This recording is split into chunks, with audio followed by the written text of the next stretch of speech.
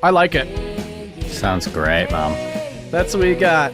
That's a mix, folks. This is a full live mix from start to finish using only channel strips.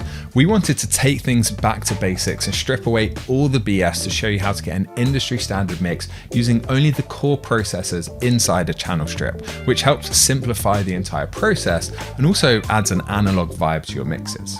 We'll get into why this is such a useful exercise in just a moment, but this is also going to be a full mix, so you're going to see every little detail that goes into a pro-level finished product. And this isn't a track that was recorded in a multi-million-dollar studio that already sounds mixed. It was recorded by somebody who's still learning, and it was recorded in a home studio environment.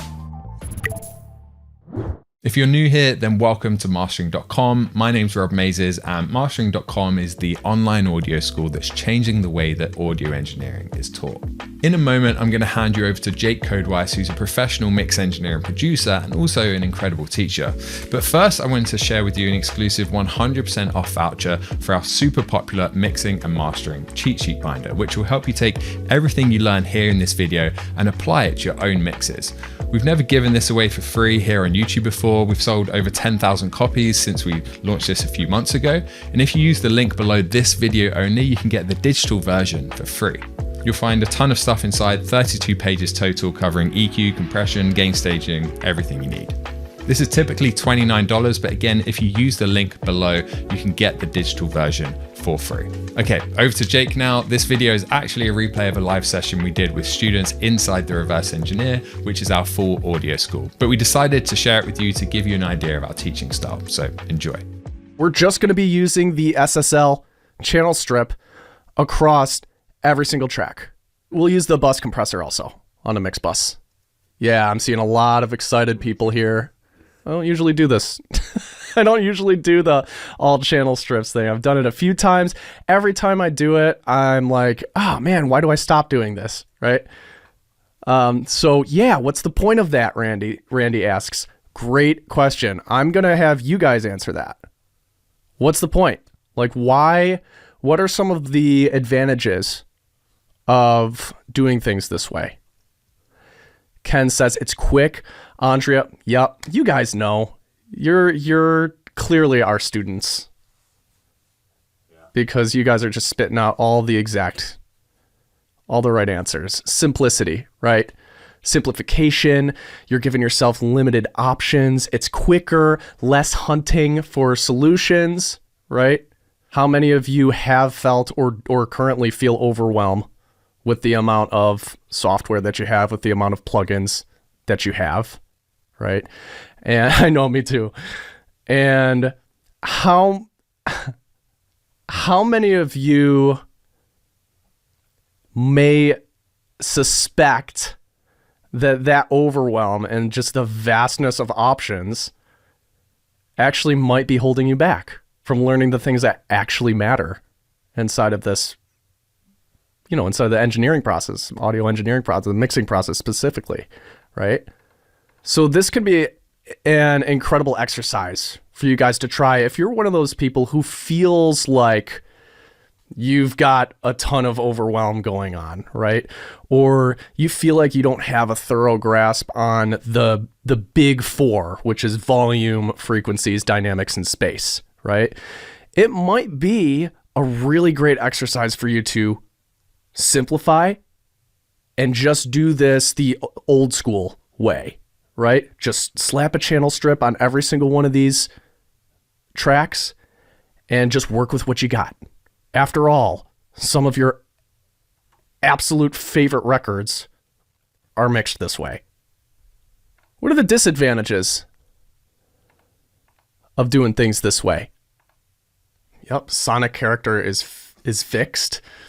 And then, it's pretty clear, right? Brian got it, like, limitations, right? Limitations. We have additional tools. And so limitations is like both a pro and a con in this sense. Would you agree, Chris? Yeah, totally. I think biggest kind of takeaway here is simplifying the process and allowing you to just focus on those most important kind of skills to hone. Dialing in your frequencies, dynamics, volume, space, right? and just keeping it nice and simple. Yeah. Here we go. Where are we going here? I'm going to take our files. I'm going to grab them in here, and you can see this is a completely new session. I haven't done any prep or anything like that because I do think it's valuable to show preparation. So I'm going to go ahead, create new tracks. I am going to bend the rules a little bit if I need de-essing. So just a heads up. All right. Let's see what we got here. We got all these files. Doesn't look like too many.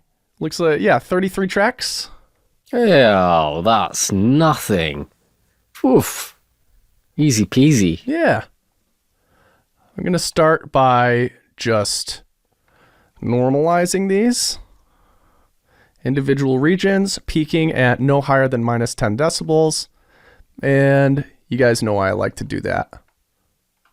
Right? Gain staging done, pretty much. It's just giving me some headroom there. Yeah. Just give me some headroom. Signal level from every single one of these tracks is going to peak no higher than minus 10. And I know that, and I can, that gives me peace of mind. So I'm just organizing tracks here, guys. That's all I'm doing. Just getting things set up the way I like it. Snare T and B, top and bottom, right? We'll see. Let's see if these are...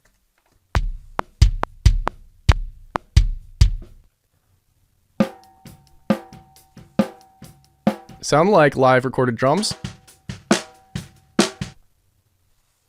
Sound like it anyway.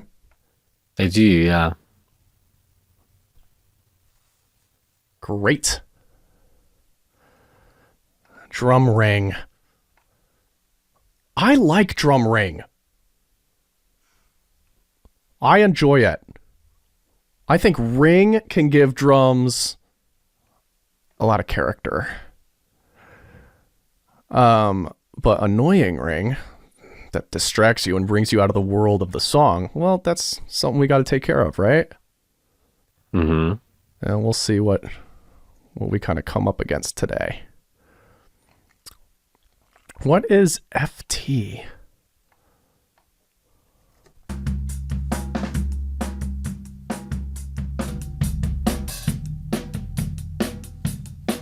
Floor tom. 1 and 2. I'm going to guess. Rack tom 1, rack tom 2, floor tom 1, floor tom 2. See, you can see it at the end of the fill. Cool. There's our drums. I like to put my drums at the top. And I'm not going to group the shaker into this bus, but I'm just going to bus all of them together into all drums. Boop. And I'm going to color them orange because they sound better when they're orange. Mine sound better when they're red, but, it's close. You must have a different machine. Yeah. Probably have a different computer than me. Mine responds really well to orange. Now all of you guys are writing your color codes in the chat. We'll have to do a poll at some point. I don't think we have any other percussion elements. I think we just have the shaker here. And I just call this like all sound effects. Our bass, I'm gonna do a bus for the bass. All bass. I know I don't technically need to do a bus for the bass, but because there's only one instrument, same thing for the shaker, but I just like the organization of it.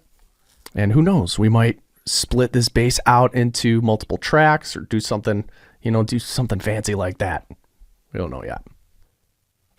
And now we've got some guitars to sort through. I'm going to guess this is clean. Well, it's not clean, but it's C. C rhythm. Those are guitars. We got more guitars here.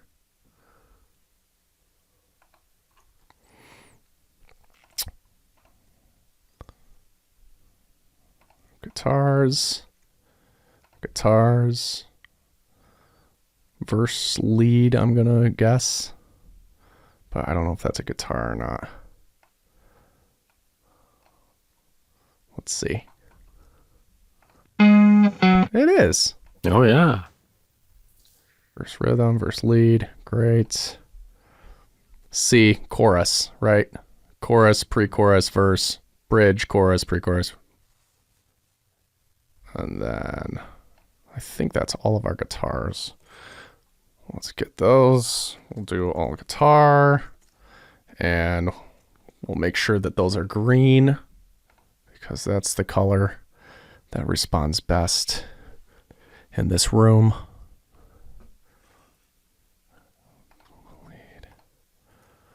Vocal lead. Sweet. There's our lead. For now, I'm just going to take all of these vocals and toss them into the same bus and just call it all Vox.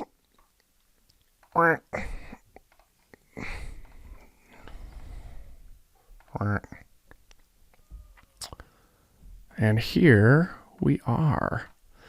So top level organization is done. I've got all my drums here. I've got my shaker. I've got my bass. I've got my guitars. This verse rhythm guitar I'm going to put up at the top. Usually what I like to do within the buses is put things in the order in which they enter the arrangement. So this enters the arrangement first. Then the next thing that enters are these pre-chorus guitars. And then we have our chorus guitars. Right there. Then our lead. And then our solo, right? So you can kind of draw an imaginary line that goes kind of diagonal here, right? So same thing I like to do with my leads.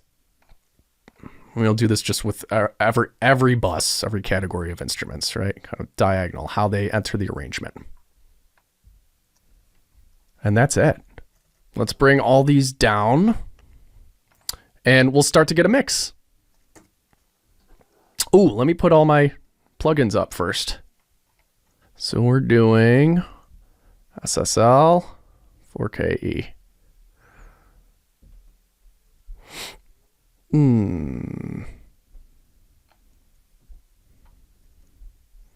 Let's load them up.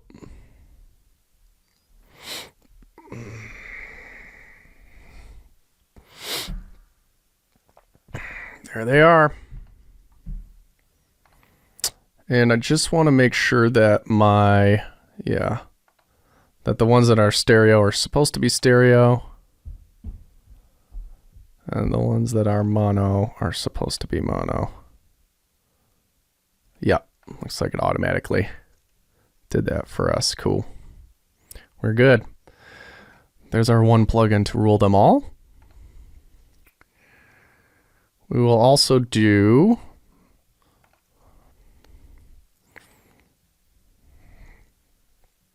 bus comp.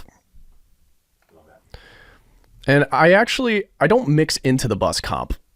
I actually just add it later after I get like an initial balance. Yeah.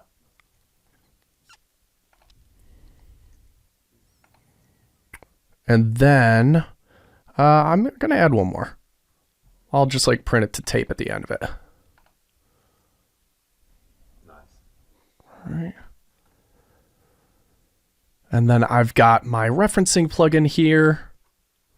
And I've also got, Paz Analyzer here. And that's it. That's what we're going to do. There's our setup. Ready to get a balance, guys? Any questions about any of that so far? Bradley has a question. He's actually directed it at me, but I think it's a good conversation. The E series versus the G series, like why you would pick one over the other? Well, I don't have the G series. It's as simple as that for Jake. But they're just different. It's just different boards, different circuitry, different sonic profiles and things like that. Yeah. My only understanding, which I haven't tested, but it's just that the G series is kind of like less aggressive on the coloration to the E. That's all I've ever kind of like approached it with. Like if I want more like kind of aggressive coloration, I might opt for that. But you have to run your own tests. That's like just how my brain goes, E or G. I go G, a bit more polish, E, a bit dirtier and more aggressive. That's kind of how I approach it. Yeah, Andrea, curves are different between the E and the G. Well, EQ curves. Yeah, we can nerd out about it. We can research and run tests. Yeah, if you want to dig into that, you can. That's Googleable. That's YouTubeable. Which tracks are in stereo? Just the buses. Everything else is in mono. Yeah, everything's mono. Super old school, which is dope. I am going to set up some auxes here too.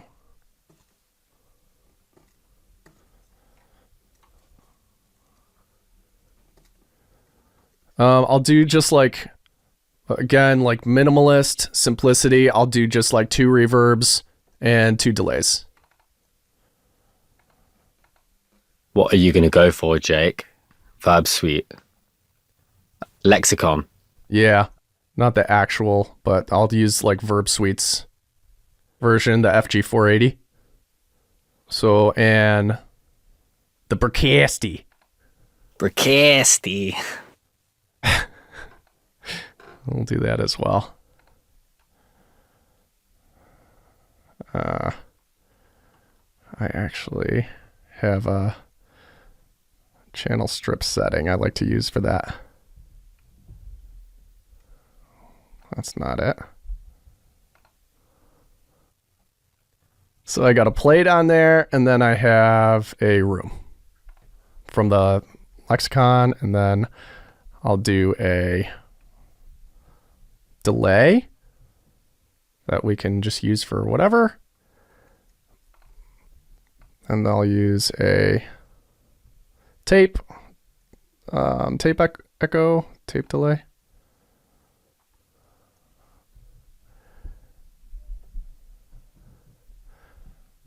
One of these guys. And that's it. I'll just kind of stick to those things. And then I'm going to bust these wet effects together and just call them all wet effects.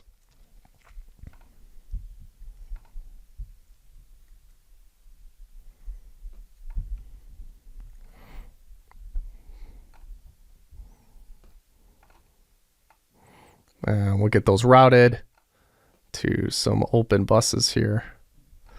To just get it all set up. 3, right?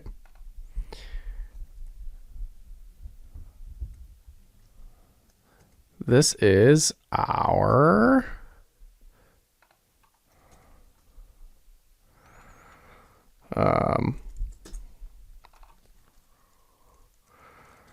yeah, no soothe today. no soothe today. That's right. No soothe today, folks.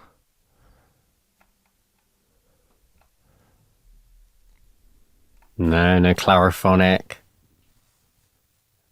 I don't use a clariphonic anymore. I don't use it either. Like my high-end stuff, I usually I'm using like a Pultec these days. Me too. So I've got 4 wet effects to play with: room, plate, delay, and echo. What else? I think,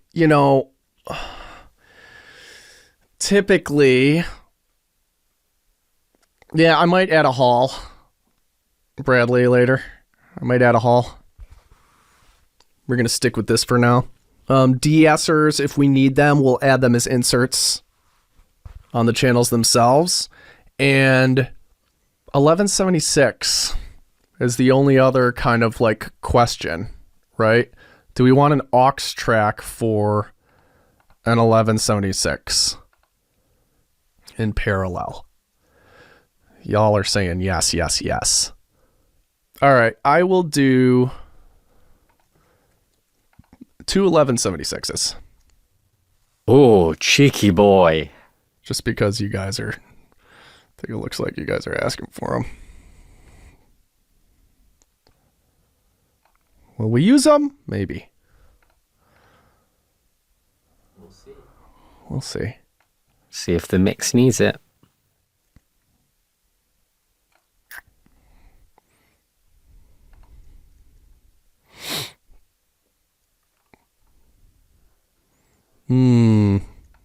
We'll do a black. And then we'll do a blue stripe. Cool. And then I'll say 76 black and then 76 blue. AJ, how to set your plugin settings when you're auxing them in. The only thing you need to do in that instance is if it's for wet effects, just make sure that it's 100% wet so that when you bring it up or you send your dry copy into it, it's going into 100% of the wet rather than having 50-50 or whatever. Does that make sense? Yeah, and I think what we'll do here is we'll keep this one slow and we'll keep this one fast. At least as a start. Why? Because I'm going to tell you why right now. Because I typically like the sound of an 1176 slow on drums, and I like the sound of a Blue Stripe 1176 fast on vocals. So I already know what I'm gonna like, what I'll probably play with these on, like which instruments I'm gonna play with these on, because it's like my go-to, kind of my go-to move. Right. And if we have to change the settings, we will. Good. And I think that's all for setup. I want to keep it pretty clean up here. You know, that's the challenge, is keep it nice and simple across here. And this is like the simplest looking setup that you can have. All right, let's see what we got here. Let's get going. I'm going to start with the drums. That's the way I likes it.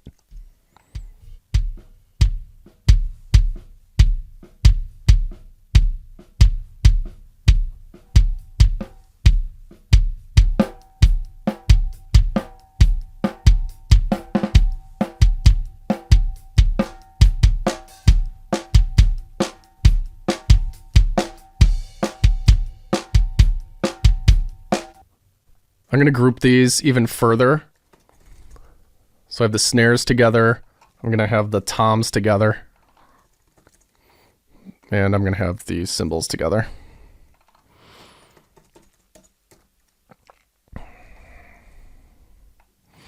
And we will make sure our plugins are there.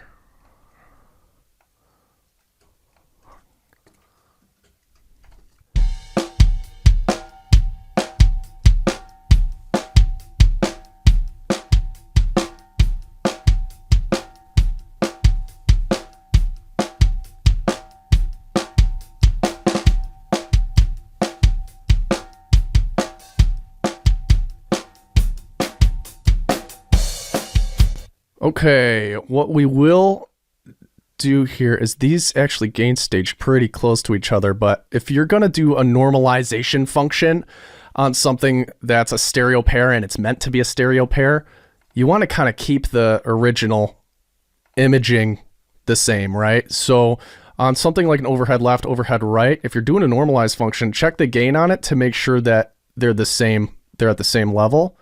So on this, I'm just going to say, hey, these both need to be 2. Otherwise, you risk skewing the stereo image.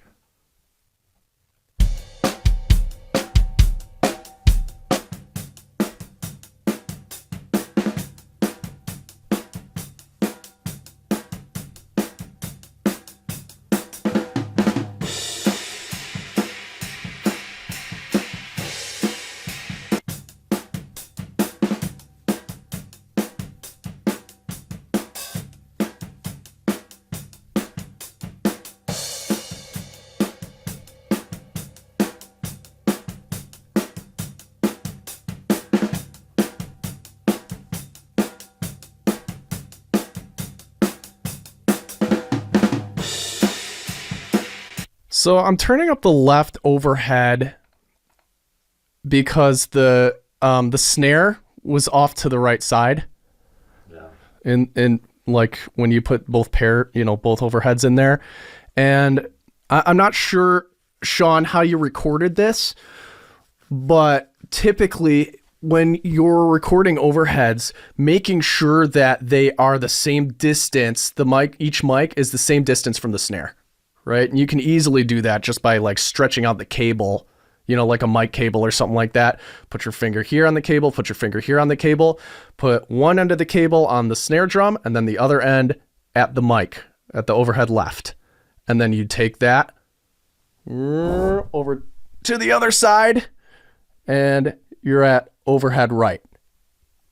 Okay, that will ensure that your snare shows up in the middle of the stereo image. Does that make sense?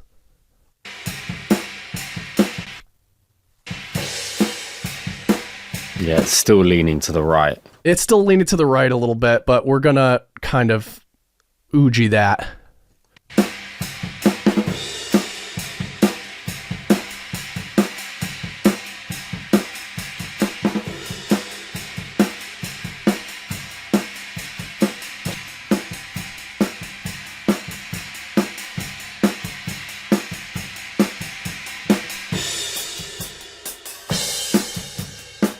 I'm gonna actually put my phones on.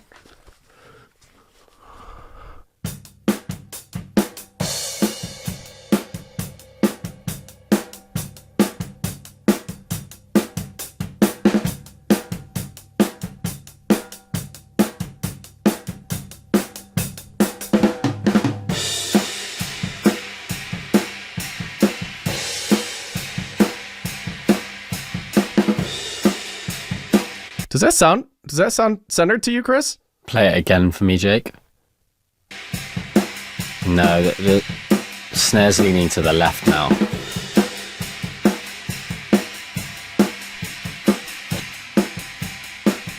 It's like right around here, right? Yeah, that's better, yeah.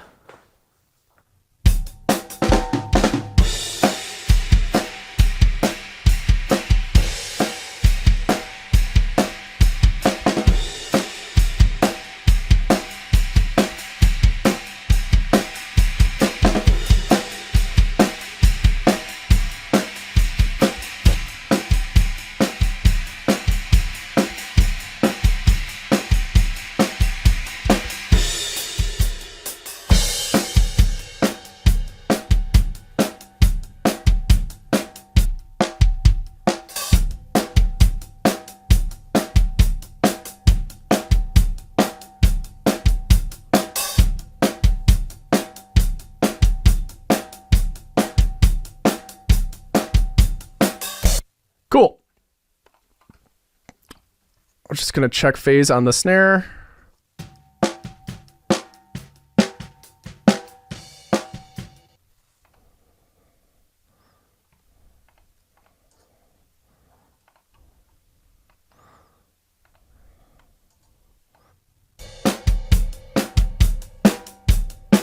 Good thing I did.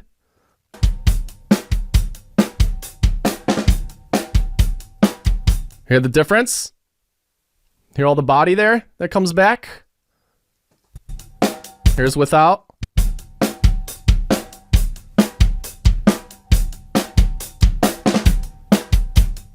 Right? So we've got cancellation happening there. Which means if we scroll in here, you'll see this dip is corresponding with a peak, which means the polarity is reversed, and we just have to flip the phase on it, right? Or polarity. So that's all we did, and we can do that right through our channel strip. How does that happen? It's just the distance between microphones. Sometimes that'll happen, Yeah, it's pretty common, isn't it? So we just flip the phase on one of them to get that body back, right?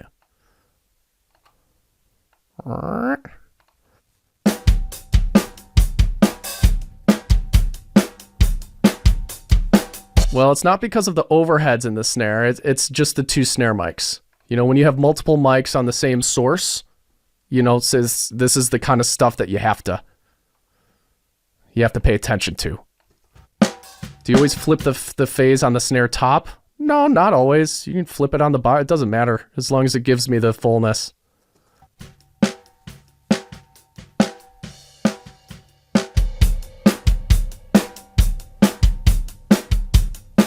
Now, in and out of context, listen to this.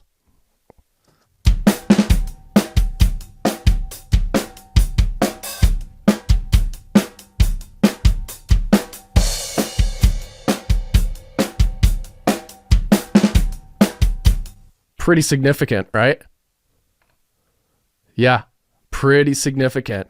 Like, it just sucks up all the 200 hertz, and just sucks out all the punch. I am not worried about any of this other stuff in terms of multi-mics, but I'm glad we checked the snare.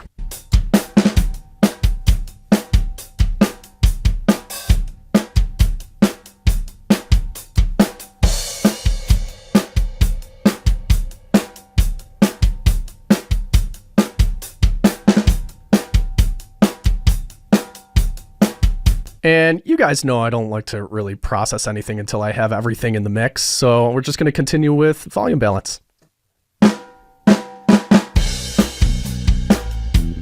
And I'm going to start with this rhythm guitar. I usually like to start where things are, like how they enter the arrangement. So we'll get the bass out of there, we'll get the rhythm guitar in there, we'll just get the vocals in there. That's not a vocal. That cheeky boy wanted to be in the All Vox. So cheeky. Hanging out with his friends. That's enough of that.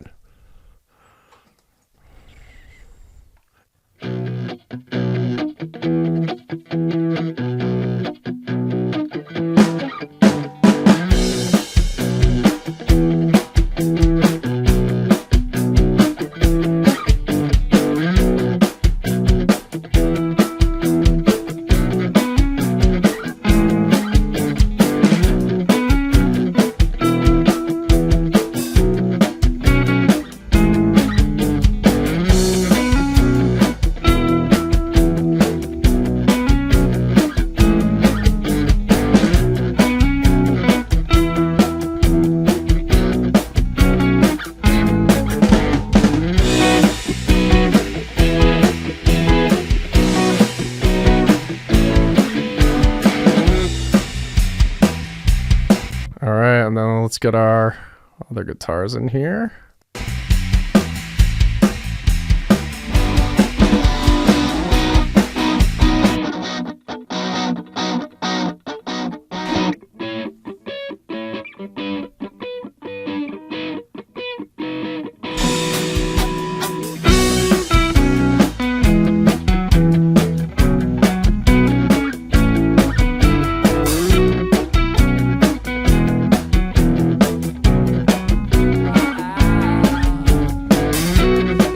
Stays the same till the morning light. The walls close in on his cardinal sin to hitch a ride on the Ferris wheel.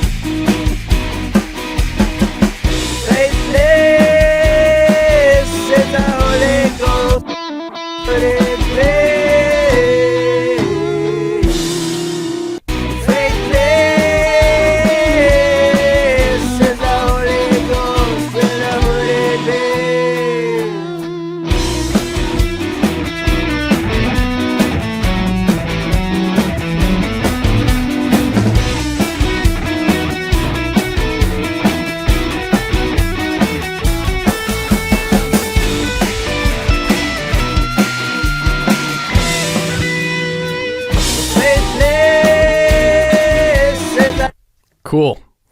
So we've got a pretty good balance here so far. We're going to make sure we have everything in.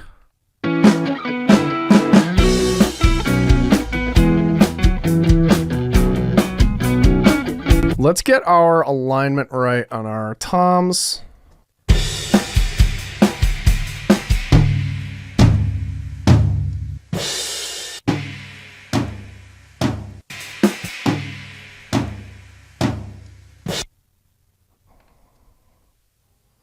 So our floor 1, our floor 2, our rack, and our other rack.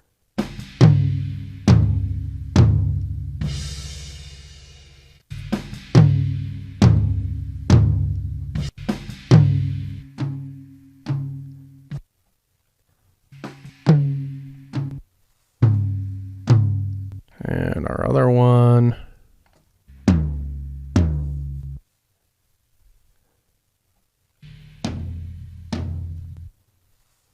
And where is that? I think that only gets hit once. Looks like, yeah. Cool. Let's hear how that sounds. Hey, yeah, yeah, yeah. Hey, Paris way. Hey.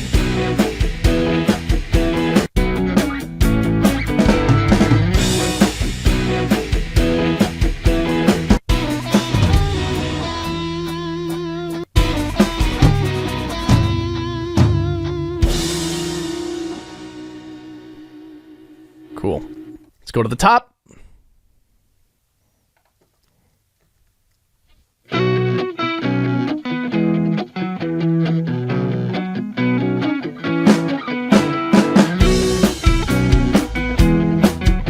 One more time.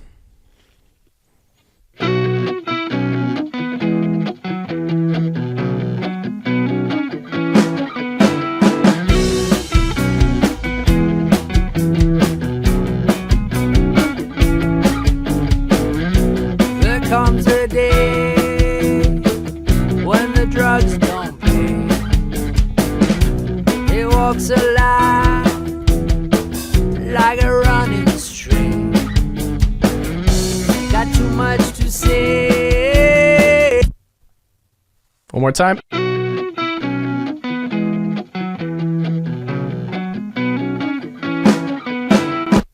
That drum set comes in a little bit loud.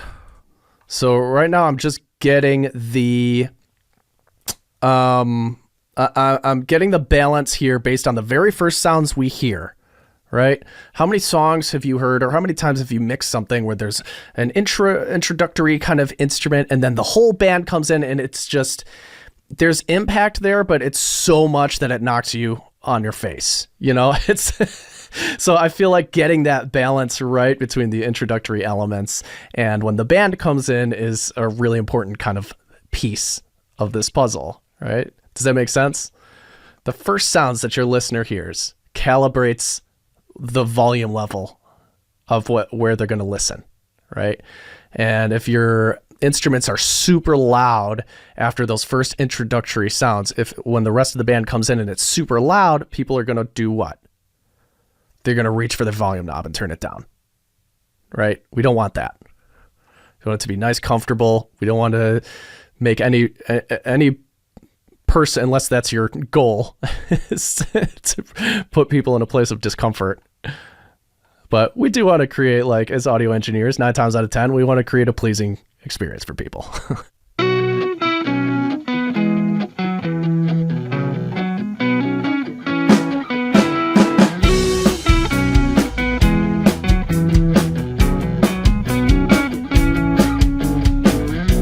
There comes a day when the drugs don't pay.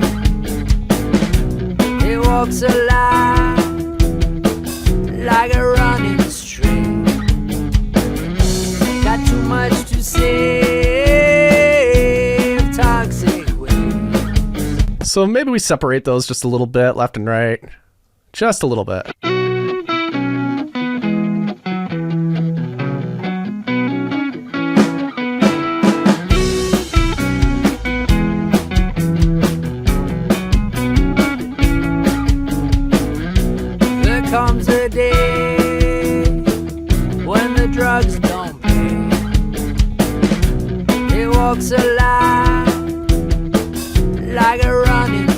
And let's get this. We're going to use our fader to do some volume automation here.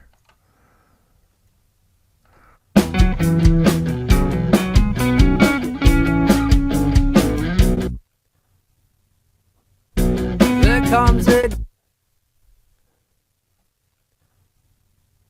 All right.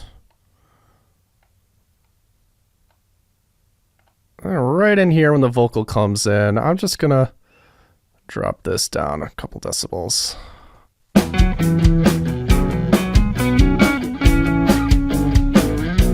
There comes a day when the drugs don't pay.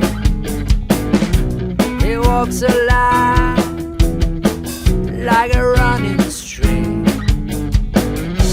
Got too much to say. I like the looseness of the vocal. I like the looseness of this track. That's why it's charming to me. That's why this track, because Ken says definitely Lou Reed vocal vibes. Hope they don't melodyne it. I'm not going to melodyne any of this stuff. I'm not going to do any of that. This has a very, very particular vibe that I don't want to touch. You know, you've got the Bob Dylan-esque, vocal happening here, and there's something very charming about that. I'm not going to touch it. That's obviously intentional, right? Obviously intentional on the artist side of things. I'm not sitting here trying to make this a pop track, Make sense? There comes a day when the drugs don't pay.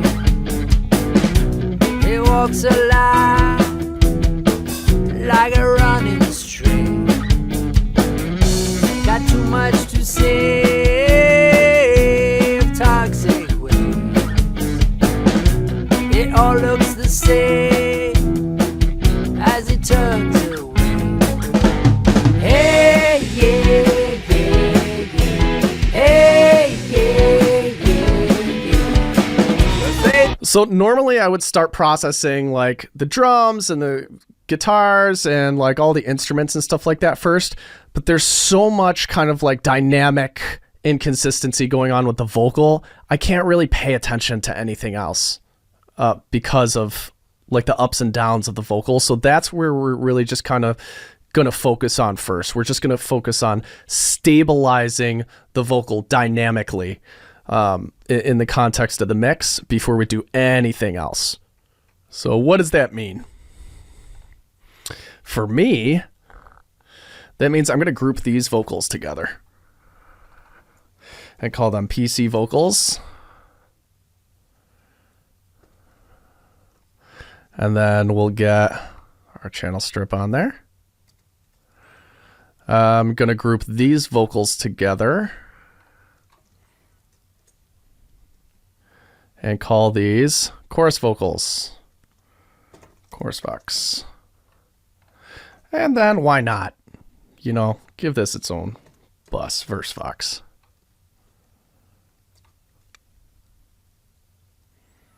All right, and then we've got a channel strip for that.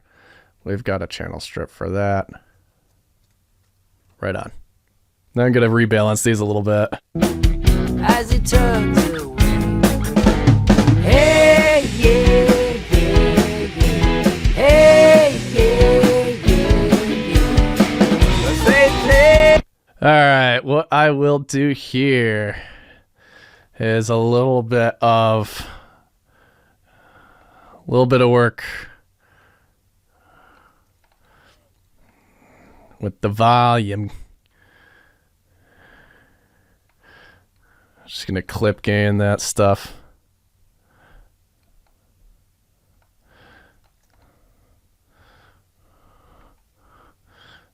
Let's get our lead vocal good first. Hey, yeah, yeah, yeah. Hey, yeah, yeah, yeah. Yeah, yeah. Hey, yeah, yeah, yeah. Hey, yeah, yeah, yeah. You hear the difference there, guys? That and this. Hey, yeah, yeah, yeah. Hey, yeah, yeah, yeah. Hey, yeah, yeah, yeah. Hey, yeah, yeah, yeah. Big difference. I like to do that manually. Touch like the worst spots manually before I run it through compression, just because I feel like after you add compression to this, it sounds more natural rather than clamping down super heavy and you hear those kind of like pumpy, squashy artifacts, right? Makes sense? We'll do the same thing here. And here, just kind of pull them up a little bit. Sure they can be heard.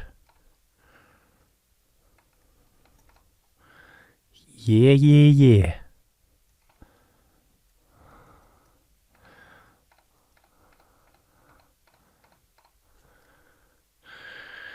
And since we're doing that here, excuse me, since we're doing that here, we might as well do it everywhere.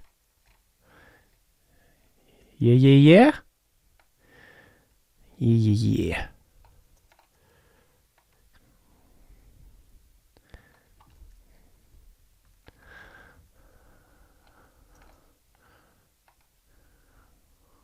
Boom. Boom, boom, boom, boom, boom. And then we'll crossfade between those. Crossfade. Boop. Good. Hey, yeah, yeah, yeah. Hey, yeah, yeah, yeah. Now let's listen to the transition. If there's a major takeaway from this session, guys, it's always to listen to your transitions from a verse to a pre-chorus, from a pre-chorus to a chorus, right? Because how many of you learned to mix just looping the chorus of the song over and over and over and over again with no account for how the song travels into the chorus or how the chorus travels into the next section, into the next verse, or into the bridge or whatever, right?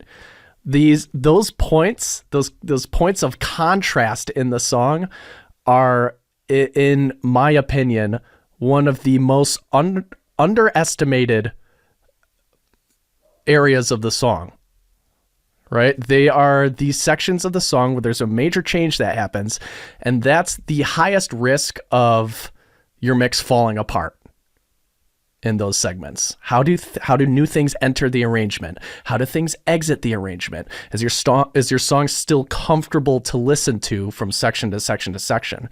Remember, it's a journey. It's not just about one section of the song, right? So keep that in mind. Anyway, I like to keep it in mind. Not trying to tell you what to do, just trying to offer some perspective here, that's all. It all looks the same as it turns away. Hey, yeah. Away. As it turns away. I'll turn this up a little bit too. As it turns away. Hey, yeah, yeah, yeah. Hey, yeah, yeah, yeah. The faithless is a loaded gun. I love that. Hey, yeah. Hey, yeah, yeah, yeah. The faithless is a loaded gun on the road to the devil's end. Cool. It's like, it's fun and playful and upbeat, but there's like still a little bit of dissonance and kind of like, there are these moments, these creepy little moments that happen. The faithless is a loaded gun on the road to the devil's end. Did you guys catch that? What I just did there? I just gained up this one phrase so that it sounded a little bit more consistent. Just that one phrase, and then we're gonna take this one word too, because that's getting buried in the mix a little bit. Gone on the road to the devil's end. Faithless is the Holy Ghost with a hooded day. A little bit of Beck influence in here too, huh? Oh yeah. Faithless is the Holy Ghost with a hooded day.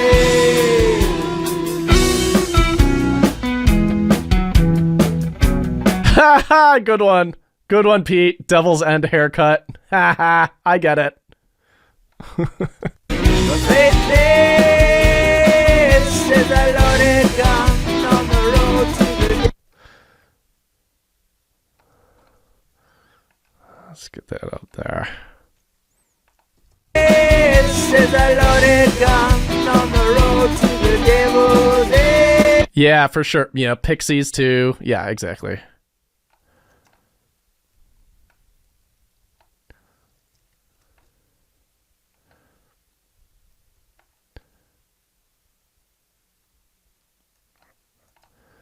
Let's grab this little guy here. Just doing some gain automation. Loaded gun on the road to the devil's end. Let's see if we can not like turn up that T sound. On the road to the devil's end. Faithless.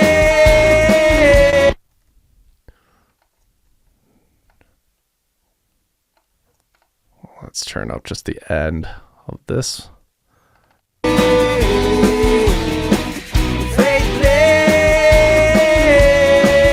is the Holy Ghost with a hooded day.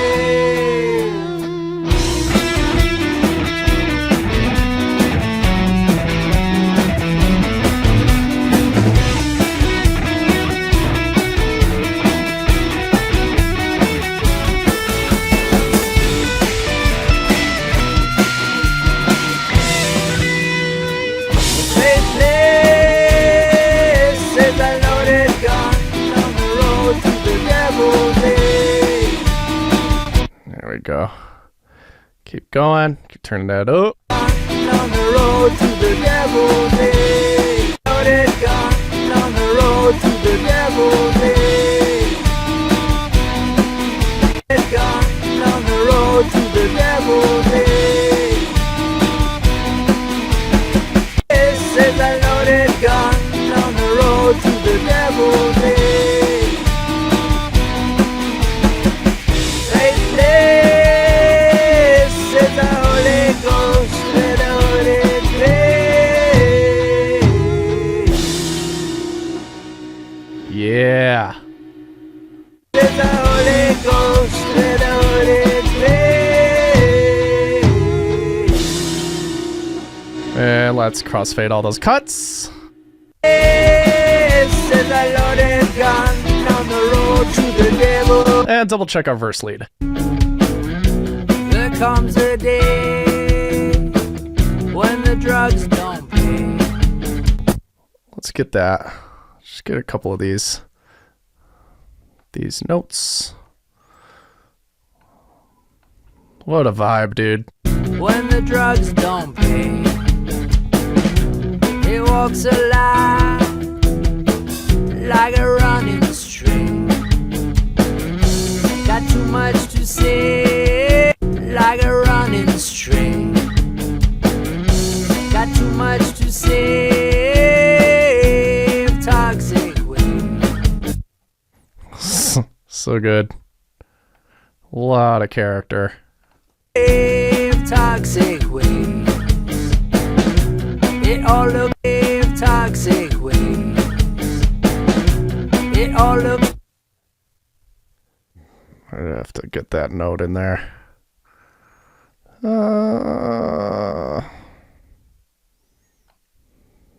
Maybe not that much.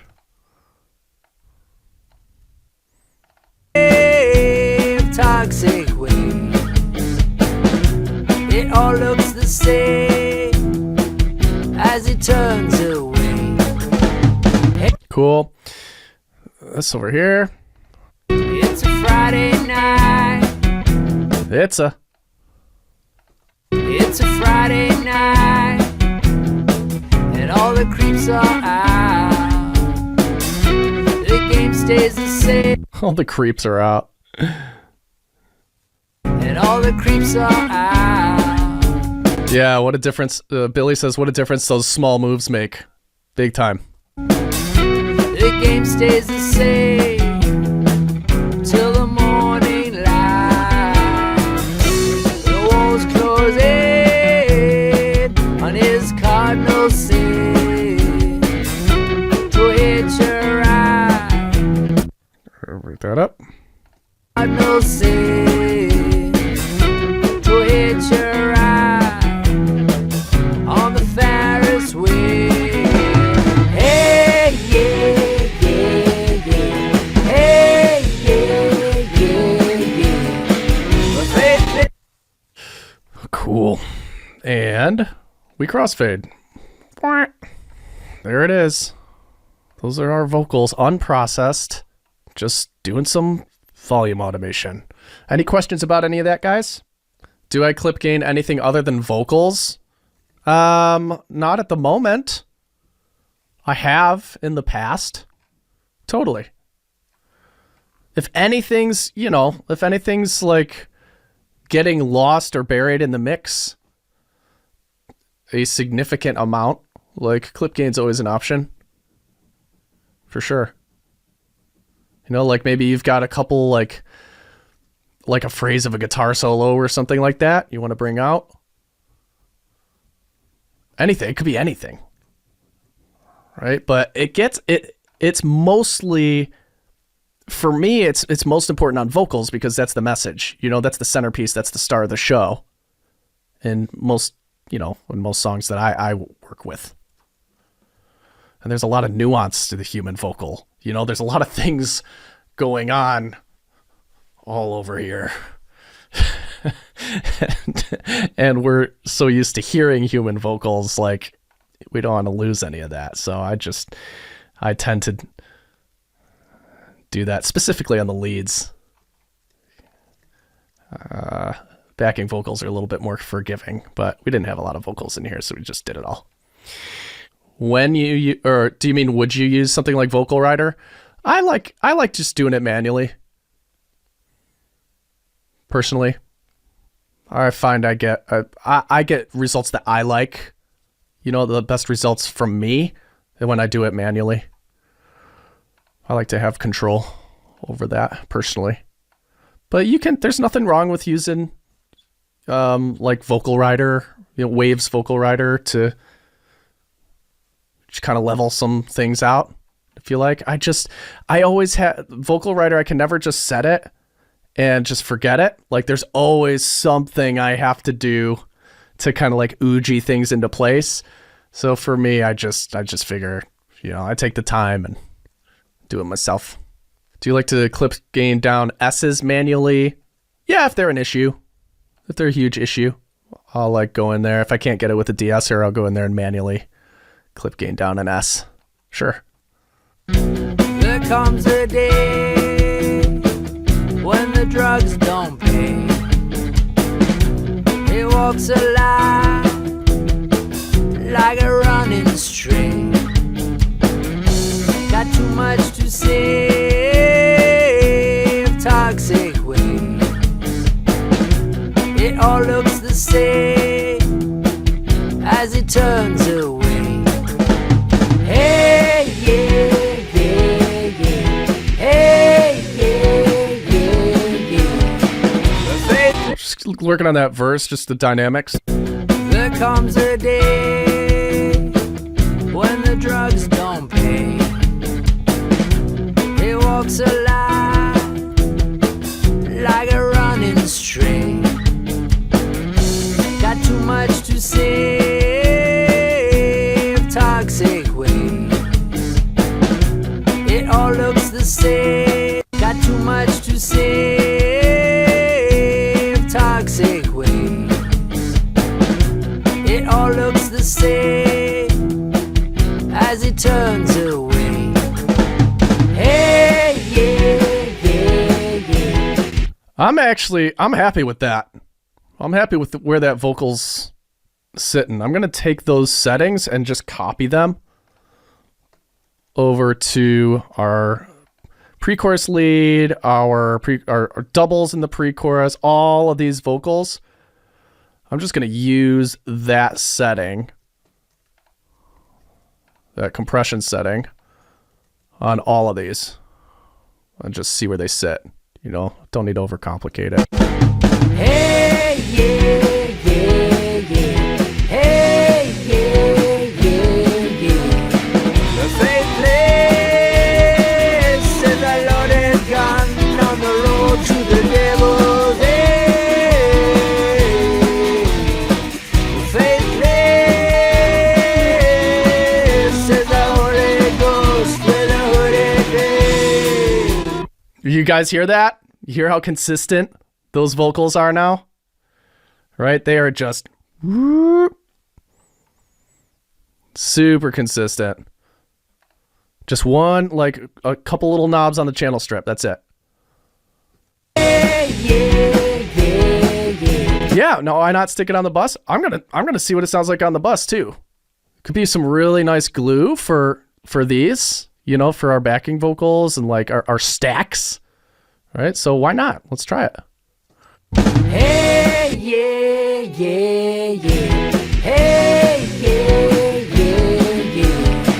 The faithless is a loaded gun. Let's go for our haze though. Let's start there. Hey, yeah, yeah, yeah. Hey, yeah, yeah, yeah. The faith. Hey, yeah, yeah, yeah. Hey, yeah, yeah, yeah. The faithless. I'm okay with that. Yeah, they actually just kind of they made the backing vocals feel like they were a little bit more present. Like they were all just kind of like working together. I started to hear the detail in the backing harmonies a little bit more. Those high parts. Right? Hey, yeah, yeah, yeah.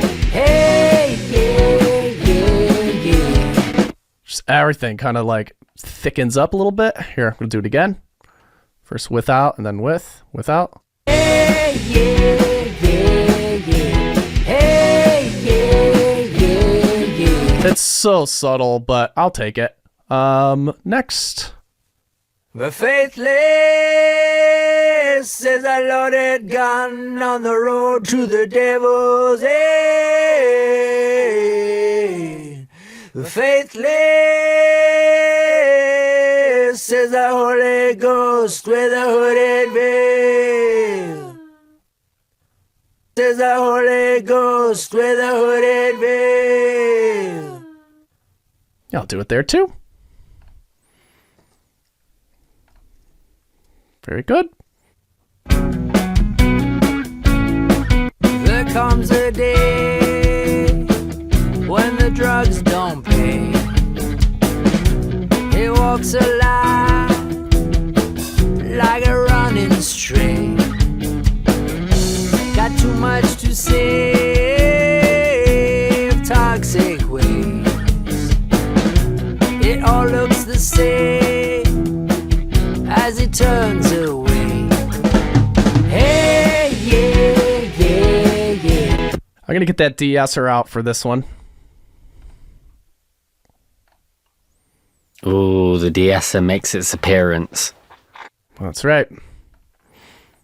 There comes a day when the drugs don't pay. He walks alive like a running stray. Got too much to say of toxic ways.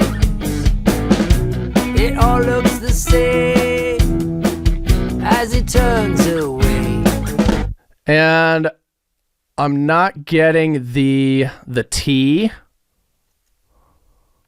As he Turns away. As he turns away. It's just a little too hot for me. So I'm just going to manually bring that down. as it turns away. Much better. As it turns away. Hey, yeah, yeah, yeah. Hey, yeah, yeah, yeah. The faithless is a loaded gun on the road to the devil's end. The faithless ghost with a hooded veil.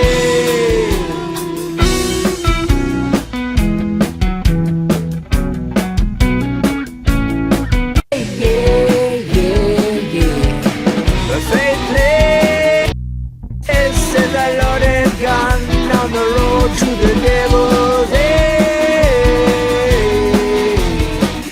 Faithless is the Holy Ghost with a hooded veil.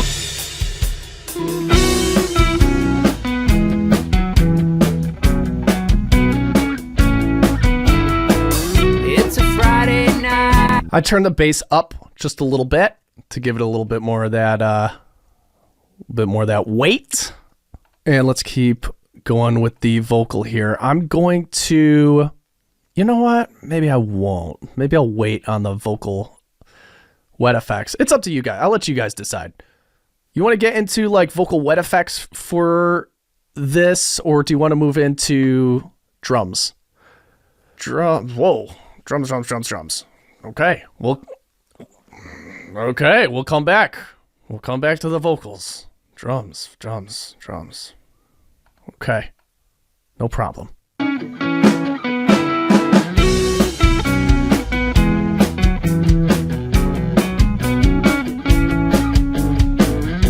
There comes a day when the drugs don't pay. He walks a line like a running string. Got too much to save, toxic waste. It all looks the same as it turns away. Hey, yeah, yeah, yeah. Hey, yeah, yeah, yeah. The faithless is a loaded gun on the road to the devil's end.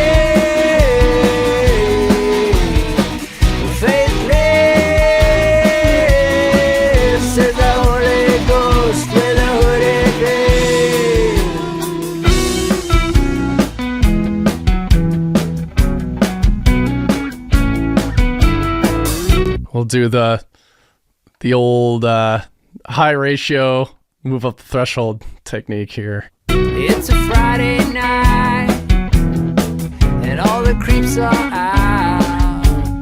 The game stays the same till the morning light.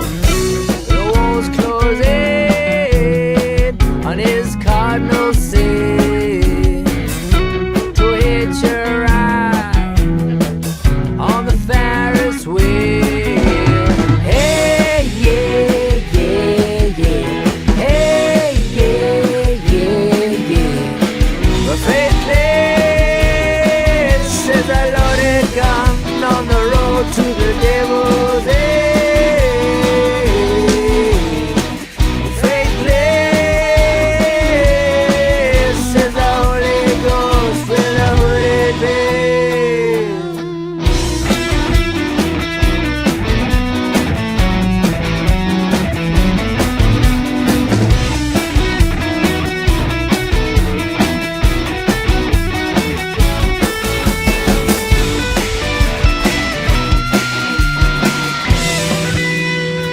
The faithless.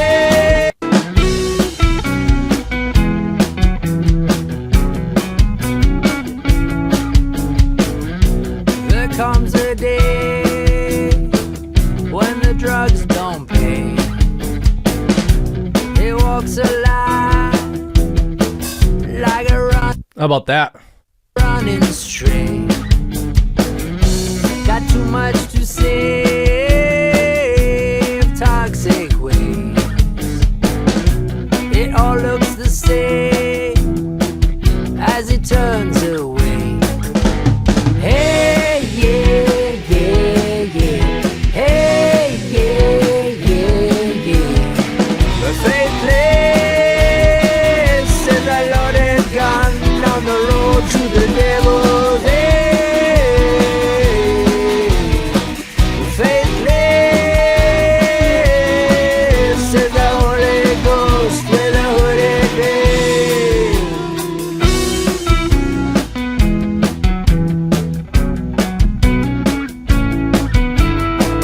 It's a Friday night and all the creeps are out. The game stays the same till the morning light. The walls closing on his cardinal sin to hitch a ride on the Ferris wheel. Hey, yeah, yeah, yeah.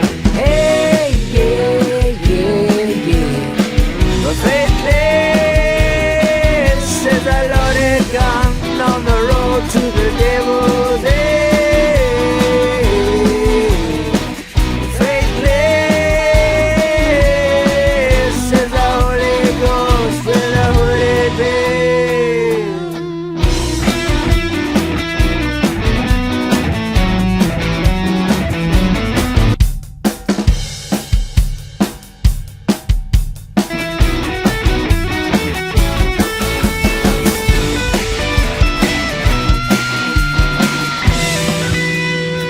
Buffet place.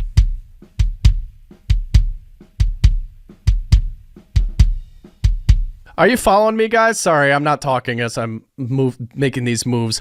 I had a little bit of like boxiness in. Hold on, let me rewind. First, I went to the bus and I added some compression to the entire drum bus that made them like really pop. Hopefully, I noticed a lot of you guys in the chat were like, "Whoa, that was a big difference, right?" Made them just a little bit more poppy, you know, just kind of like, I don't know, moving together, pumping a little bit more, punchier. And then I went in and I did a little bit of work on the snare. I pulled out like some of the boxiness of the snare.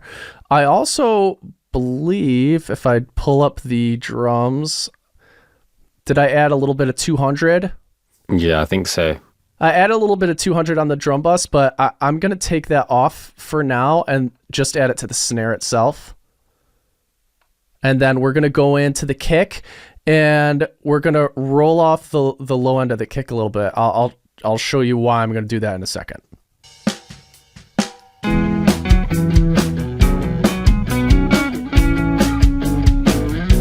There comes a day when the drugs don't pay. And this is probably me just really liking a punchy snare, right? Like I'm increasing the 200 on the snare because I like a deep snare. Like otherwise to me, it just sounds like you're hitting a piece of paper with a pencil. So I just like that chesty kind of oomph. So I'm just going to this. I try to do it to the whole kit, but it was sounding like making some of the other mics sound a little lumpy. Is that the right word, Chris? Yeah, I think that's an accurate description. Yeah, it was sounding a little lumpy. Industry term, guys. Industry term. Yeah, write that down. Lumpy. Turn down the lumpy knob. Yeah. So I didn't do that on the bus. I did that on the snare, just pushing up a little bit of 200 on the snare for that chesty kind of the punch in the gut, you know? He walks alive like a running string. Got too much to say, toxic waste. Like obviously you can hear it when I crank it up to 15 decibels, right? But that's the range that we're looking at here. It all looks the same as it turns away. Hey, yeah, yeah, yeah. Hey, yeah, yeah, yeah. The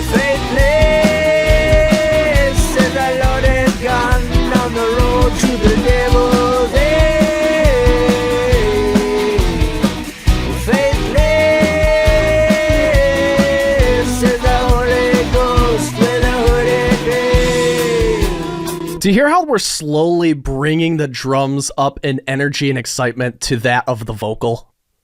Are you like every move is kind of bringing the energy and the excitement of the drums up in the mix to the point where the vocal is sitting, and in terms of like high end, in terms of energy and intensity. You guys are catching that? I can see all the ones in the chat here. Right on. So that's really all I'm trying to do here. Just matching energy levels.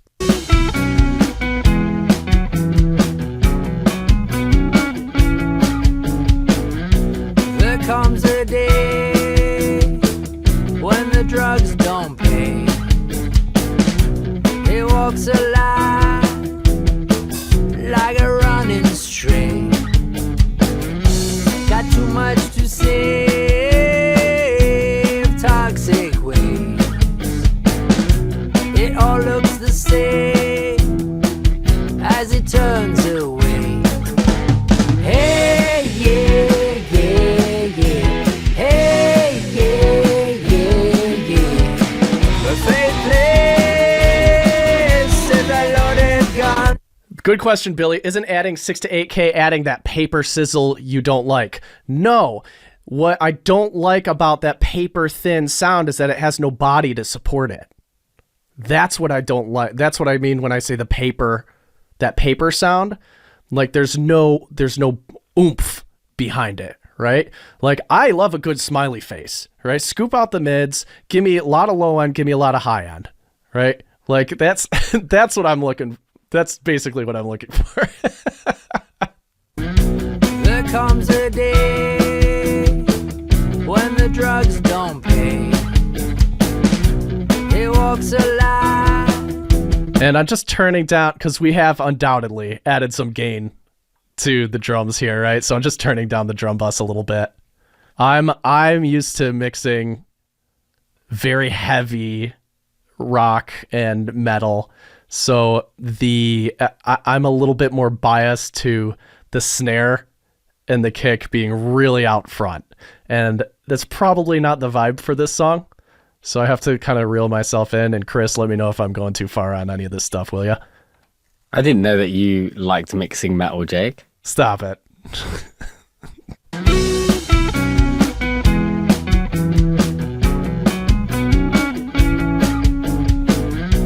There comes a day when the drugs. So here how we're just kind of like pushing the drums a little bit back in the mix now, right? Like a little bit more so it feels like you're maybe in the room and they're like you were watching the band and they're tucked behind everybody else. Drugs don't pay.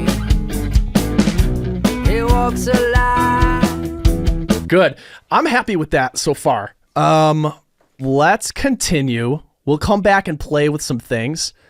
Is the SSL in the virtual mix rack? Yes, you can create, if you have virtual mix rack, the Slate Digital, you can basically create this, the SSL inside of the mix rack if you want. Although if you're a subscriber for Slate, you should have all the SSL stuff for free anyway.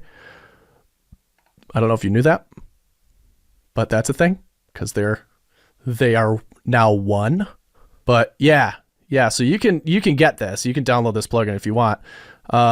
If you want to create it in Virtual Mix Rack, I would do something like this. Use the virtual channel on the 4K mode.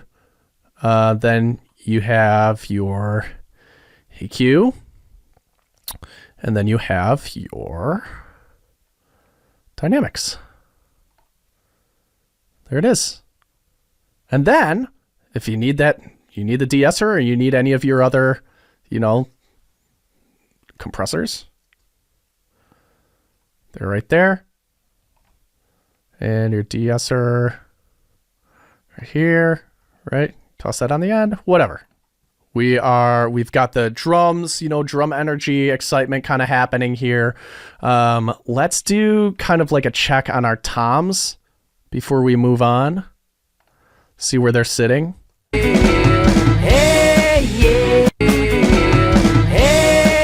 Actually sound pretty good. Holy Ghost with a hooded veil. It's veil. Yeah, I don't know if I'll even touch those. Ghost with a hooded It's the only time the floor tom gets hit is right here.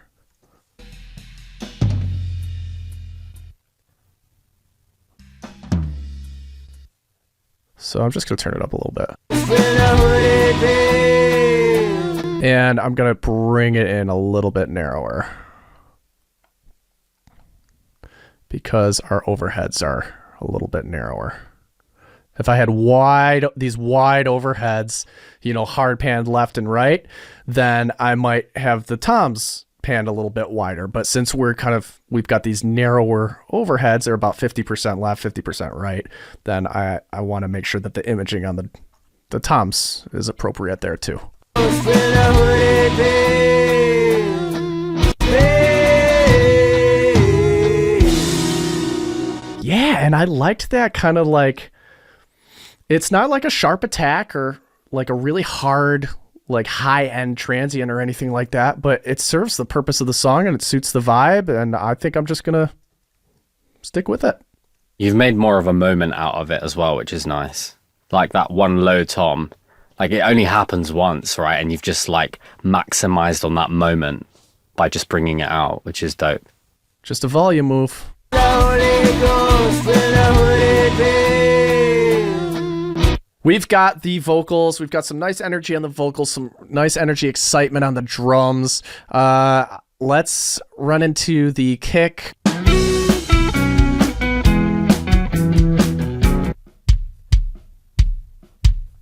There comes a day when the drugs don't pay. He walks alive like a running string. Got too much. I think we can make this guitar a little bit more exciting.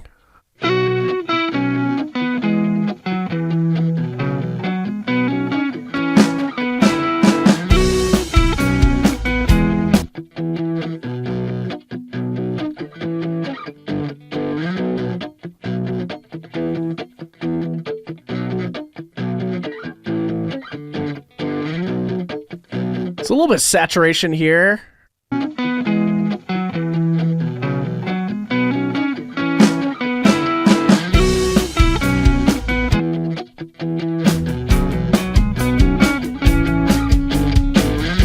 There comes a day when the drugs don't pay. He walks alive like a running string. Got too much to save, toxic waste. It all looks the same as it turns away. Hey, yeah, yeah.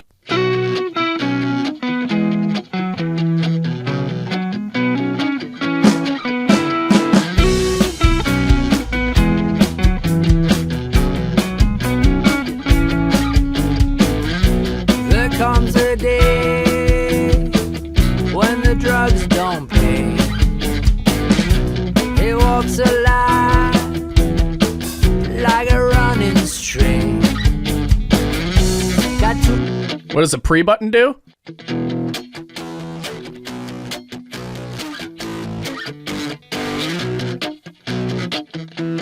Saturation. It's the equivalent of what Jake did on the virtual mix rack, where he pulled up the first kind of black channel strip thing, right? And then he's driving it through that. Yeah, little preamp.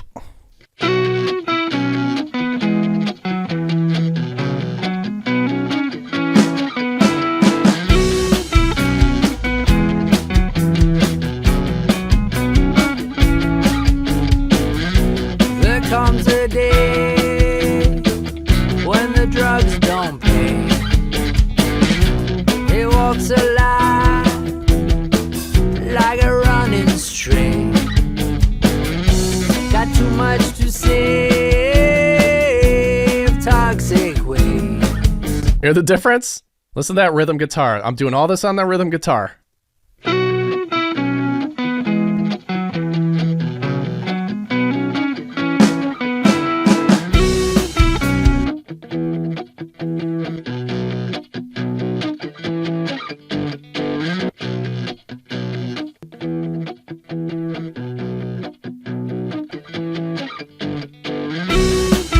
right? Now you're in the room.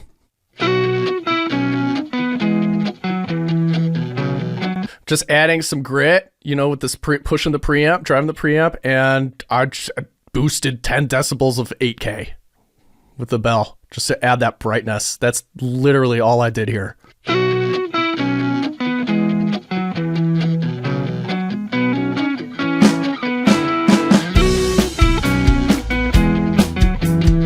8K is the bomb. It's like 7K, 8K, 6 to 8K. Some of my favorites.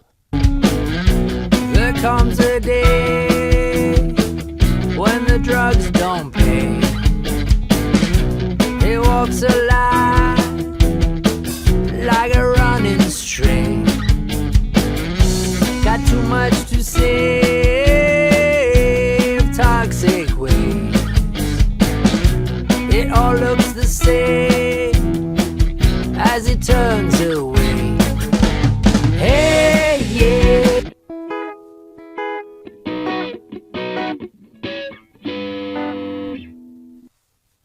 Hey, yeah, yeah, yeah. Hey, yeah, yeah, yeah. Hey, yeah, yeah, yeah. Hey, yeah, yeah, yeah. The faith play as it turns away. Hey, yeah, yeah, yeah. Hey, yeah, yeah, yeah. The faith plays says I loaded gun on the. So this one is actually, that's a little bit too hot for me on this pre-chorus guitar. So right now I'm assessing the guitars as we move through the song, right? So there are all these arrangement changes with guitars as we move through. We want to make sure that we account for what's going on there. Hey, yeah, yeah, yeah. Hey, yeah, yeah, yeah. The faith play. So we have, once this section hits, this pre-chorus, which I'll just go ahead and label you guys here, right there. That's the pre-chorus, and then we have the chorus. So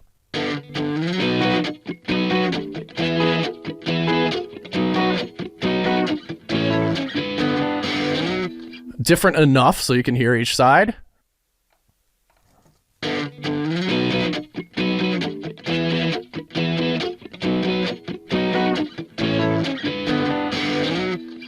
And this one, I don't think I'll touch at all.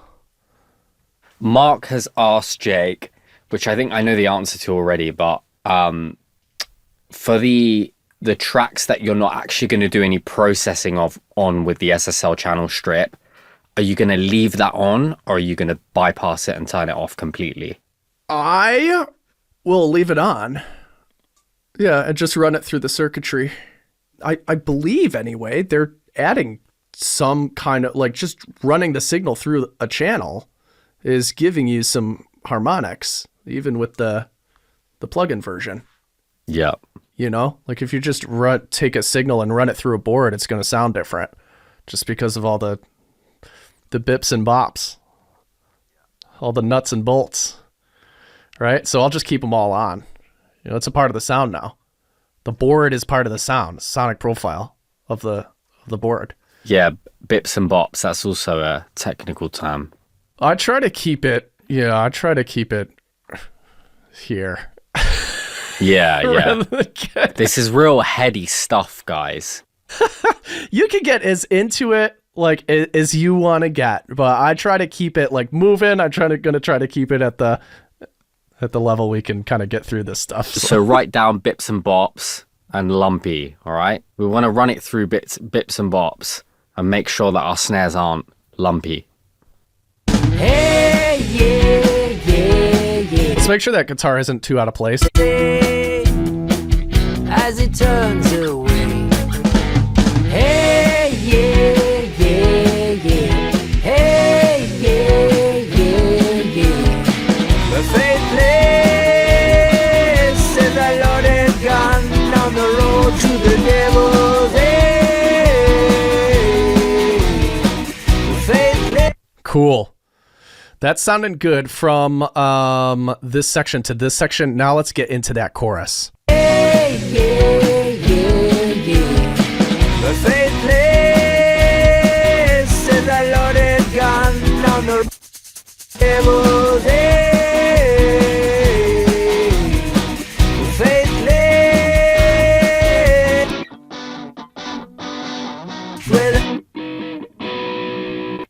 So I've got some really nice body happening here with those. And we can kind of see all of these tracks like EQ, right? So instead of going in and boosting 7K on guitars, we actually already have some pretty bright, presence happening with these rhythms, right? So we can imagine this is more like our upper mids and our high end, and this is more of our mid range and our lower mids. So if I want brighter guitars, I turn up these two tracks. If I want darker guitars, I turn up these two tracks.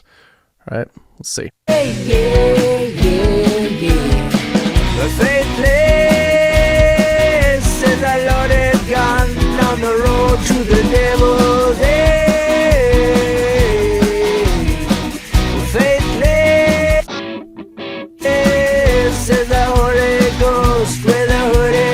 Hear what happens when I turn those off? Check this out. Listen.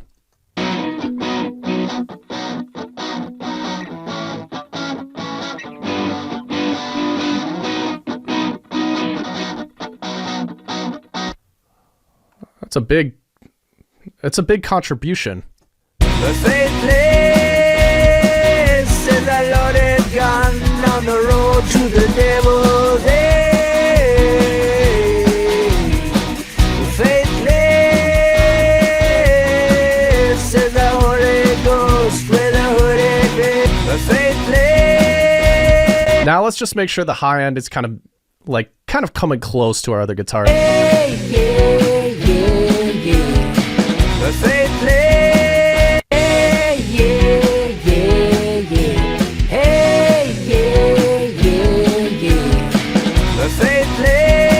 Okay, here we go. I'm grouping all these guitars together and calling them mains. I'm going to add our 4K channel strip here. And I'm going to make this whole stack of guitars sound a little bit more exciting.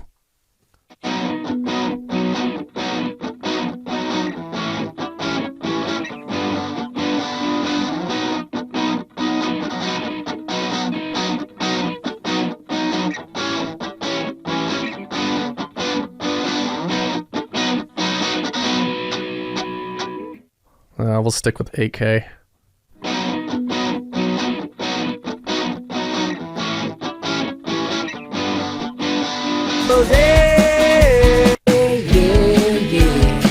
The faithless is a loaded gun on the road to the devil's head. The faithless.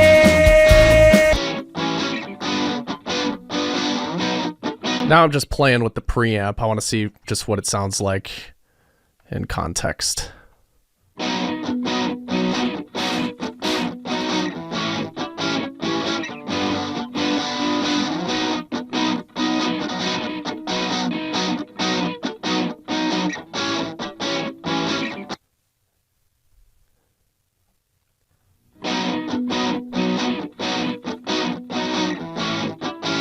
On the road to the devil's head.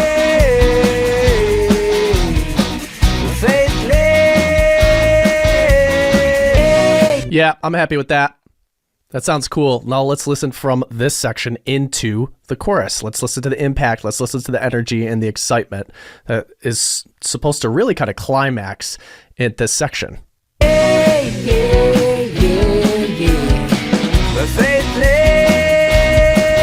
is a loaded gun on the road to the devil's head. The faithless.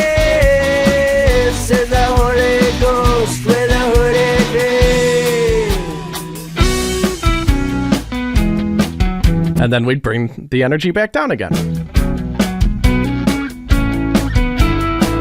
It's a Friday night, and all the creeps are out.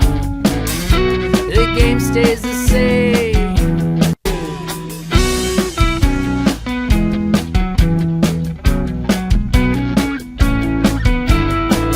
It's a Friday night, and all the creeps are out.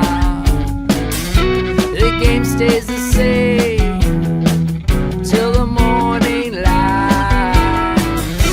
The walls closing on his cardinal sin to hitch a ride on the Ferris wheel. Hey. So I just turned down this lead guitar when the vocal comes in. It's a Friday night, and all the creeps are. And I'll actually let this first note kind of just gradually come down. It's a Friday night, and all the creeps are out. The game stays the same till the And now that we've got that handled, let's go back to the chorus. Let's get this lead guitar back in there. The faithless says a loaded gun on the road to the devil's end. The faithless says the Holy Ghost with a hooded head.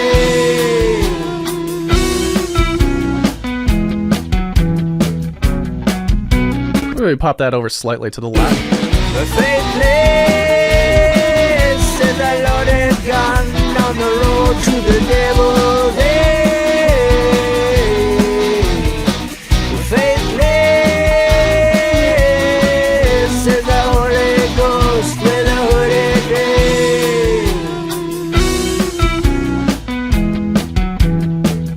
head.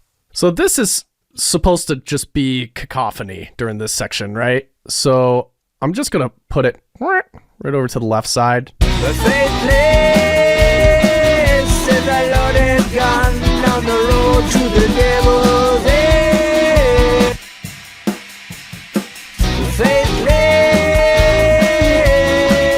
says the Holy Ghost with a hooded head.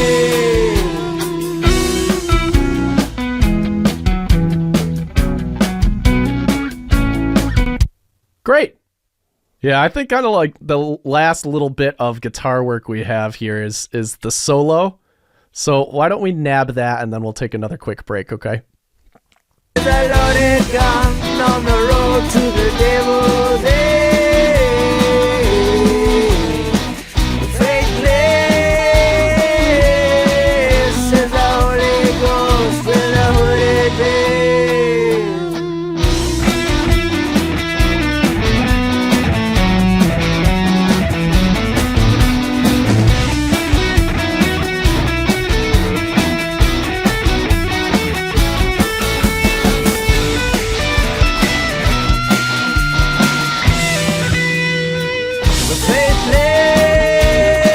So I think what I'll do here is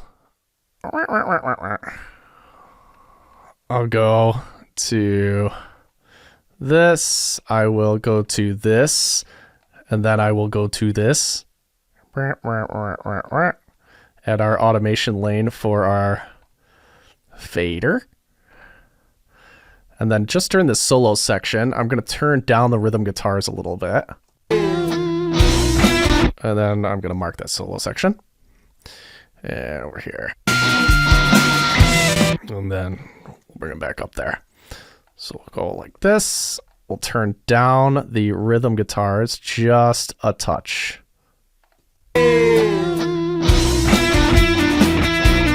Let's listen to what that sounds like.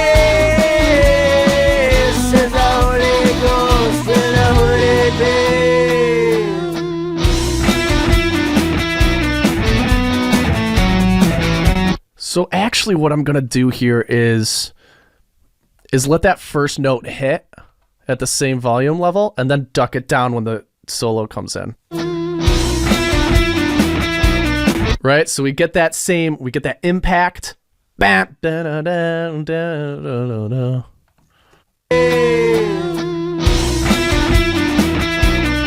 And then you don't even notice it, right?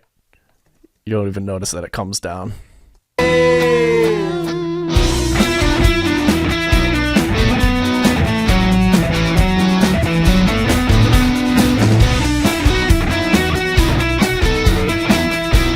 And I'm actually digging the tone of this solo. I like that it's darker. Do you like that it's darker? Yeah. Like kind of like sitting below, but it's just got a little bit more fullness to it rather than that like bright.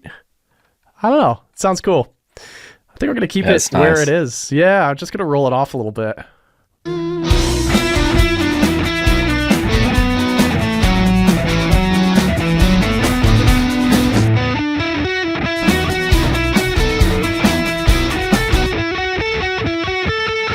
Yeah, I'm just going to get rid of some of the rumble that's happening there.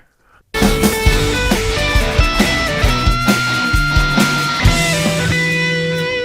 faithless is a loaded gun on the road to the devil's egg. Faithless is a Holy Ghost with a hooded face.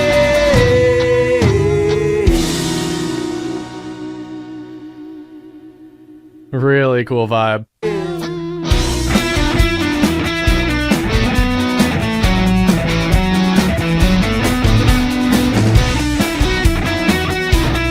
Yeah, that guitar is not, the solo isn't like piercing my ears in any kind of like harsh way.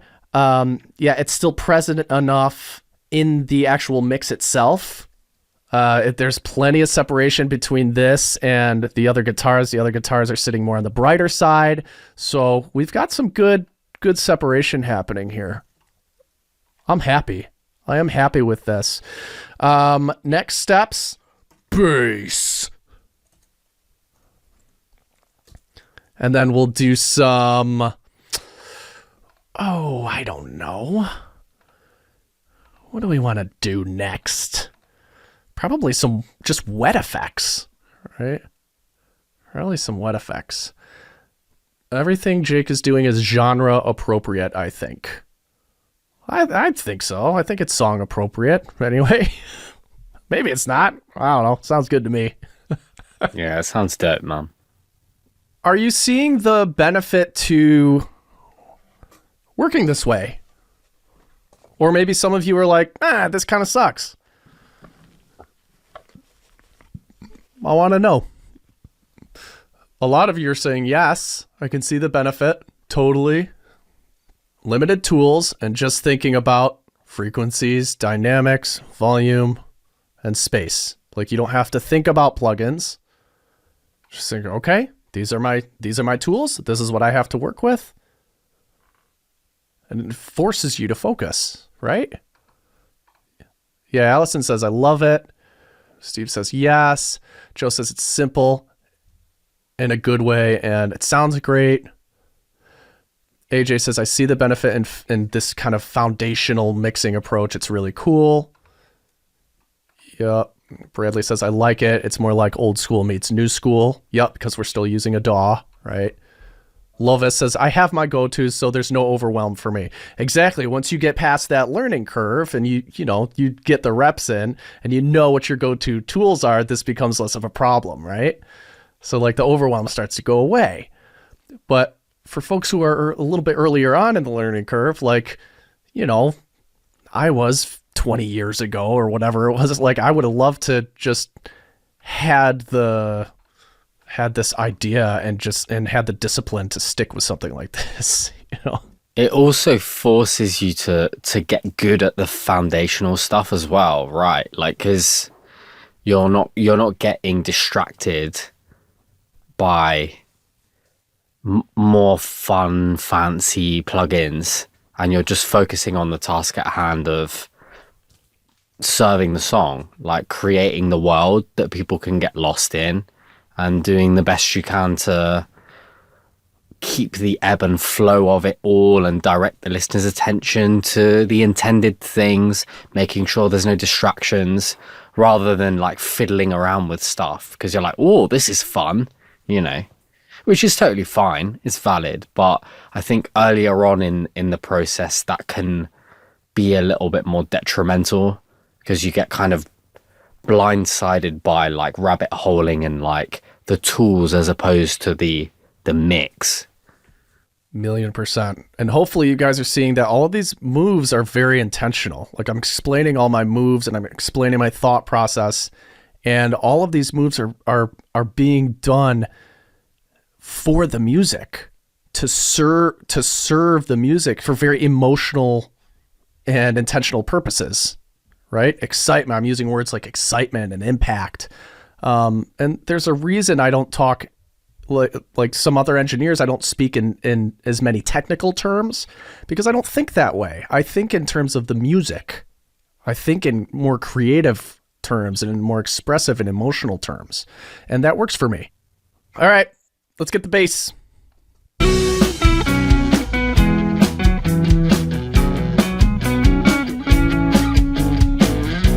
There comes a day I'm going to back off on this a little bit. when the drugs don't pay. He walks alive like a running string. Got too much to say.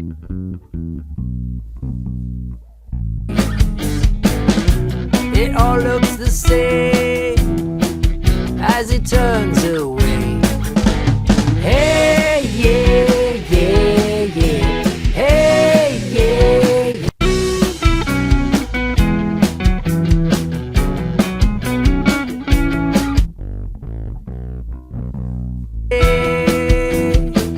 When the drugs don't pay,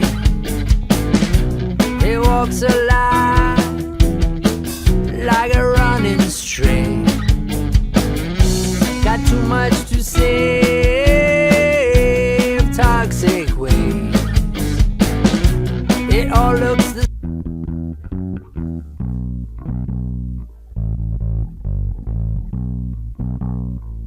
hey, yeah. Hey, yeah, yeah, yeah.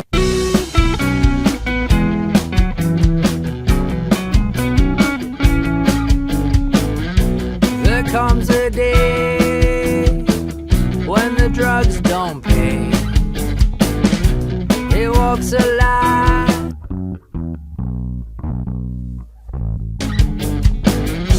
got too much to say of toxic waste.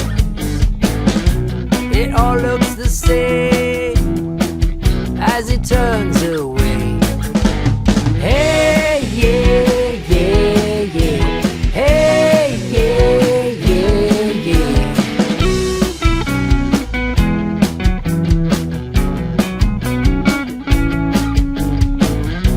There comes a day when the drugs don't pay.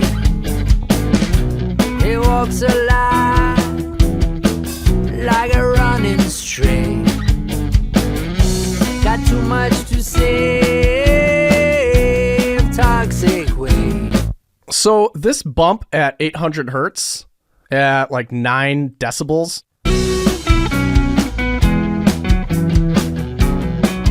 really pokes that bass forward, right?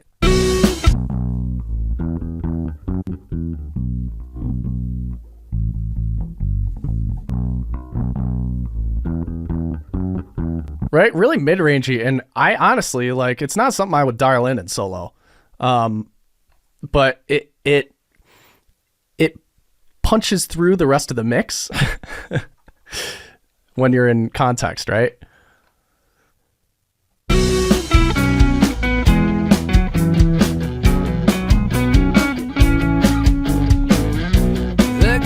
Why do we want the bass forward? I want the bass forward.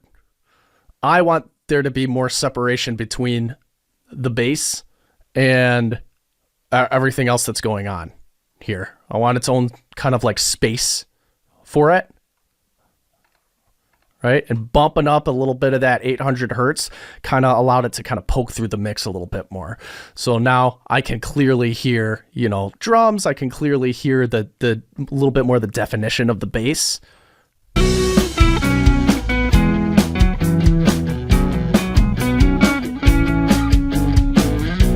There comes a day when the drugs don't pay. He walks a line.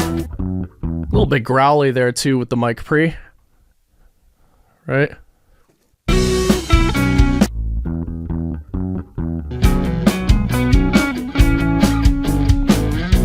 There comes a day when the drugs don't pay.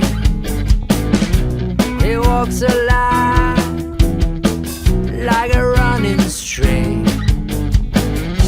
Got too much to save, toxic waste. It all looks the same as it turns away. Hey, yeah, yeah, yeah. Hey, yeah, yeah, yeah.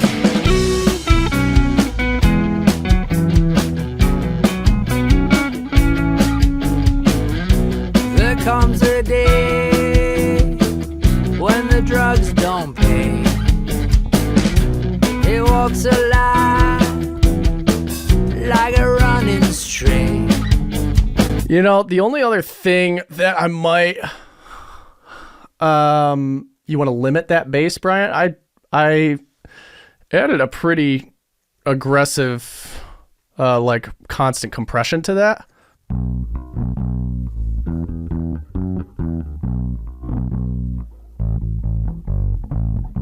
To try to stabilize it. So there is some dynamic control happening there, but it's not it's a pretty even in the first place, I mean, we have, some rogue peaks, but I did same page. I had a little bit of dynamic control on that. There comes a day when the drugs don't pay. He walks a line like a running string. Got too much to save, toxic waste. It all looks the same as it turns away. Hey, yeah, yeah, yeah. Hey, yeah, yeah, yeah. The faithless is a loaded gun on the road to. Just a few housekeeping things here. Hey, yeah, yeah. The vocal is building up on at 500 and a little bit at 1K. There comes a day when the drugs don't pay. He walks a line like a running string. Got too much to save, toxic waste. It all looks the same as it turns away. Hey, yeah, yeah, yeah. Hey, yeah, yeah, yeah. The faithless is a loaded gun down the road to the devil's end. The faithless is the Holy Ghost with a hooded head.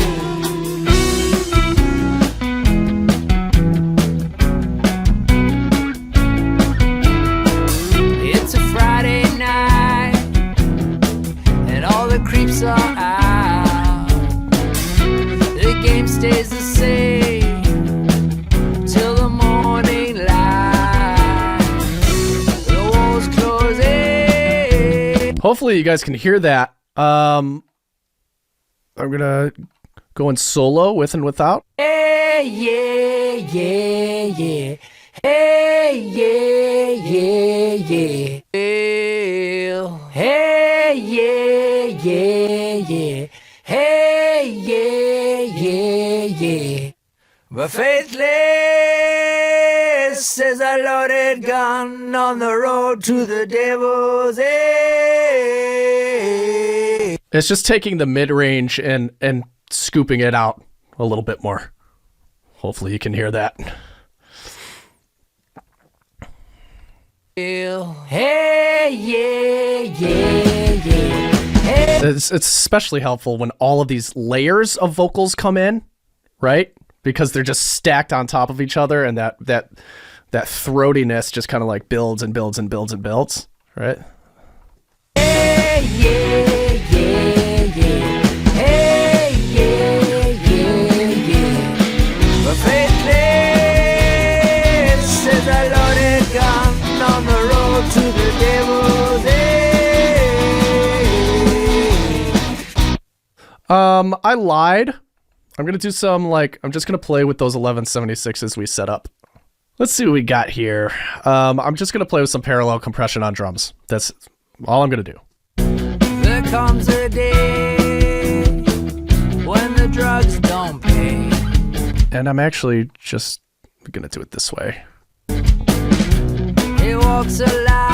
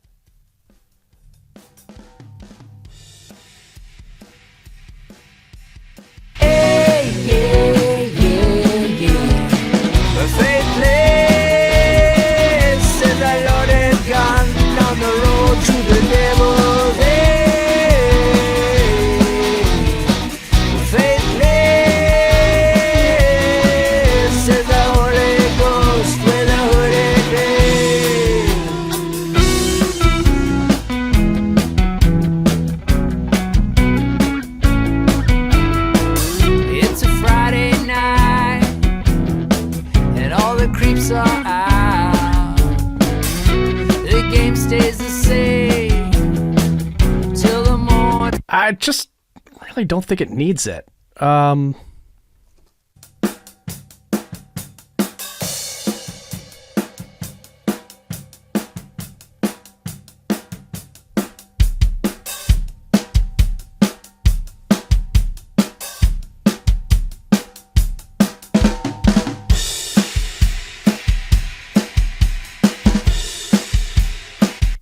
I just don't think it needs it.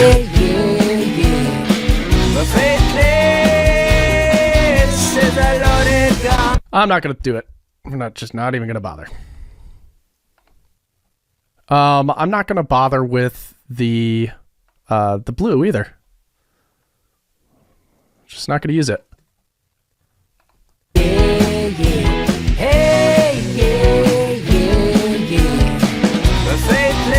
I just think it sounds good. I'm not gonna. On the road to the devil's end. Faithless is the Holy Ghost with a hooded veil.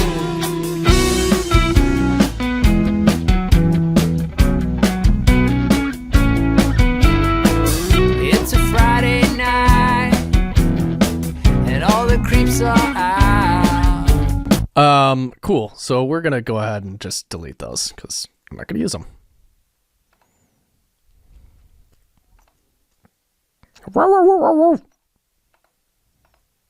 Can you hear that dog? Yeah, barely. Oh, that's wild. Till the morning light. All right, let's do some space.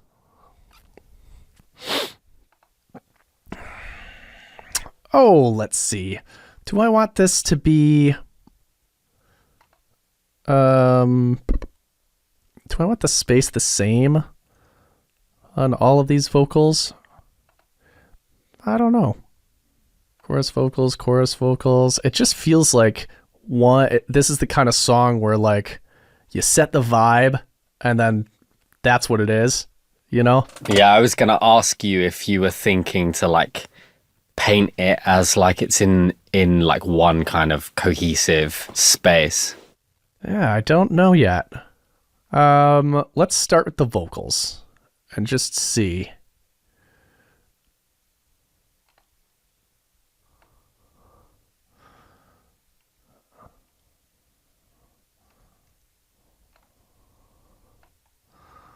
Now we've got an echo to set up here.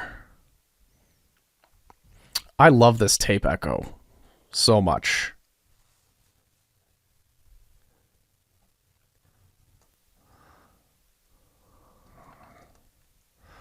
That's just so good.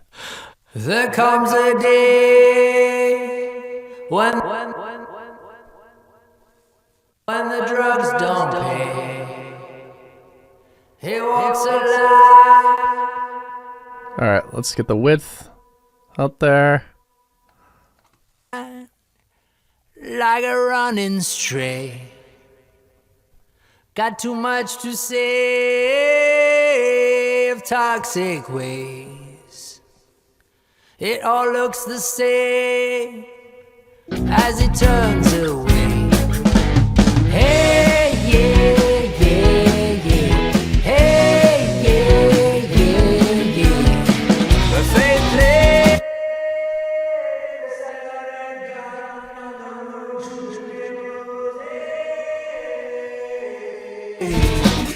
Faithless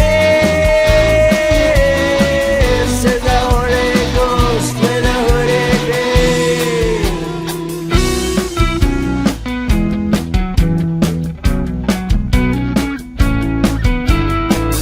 It's a Friday night and all the creeps are out.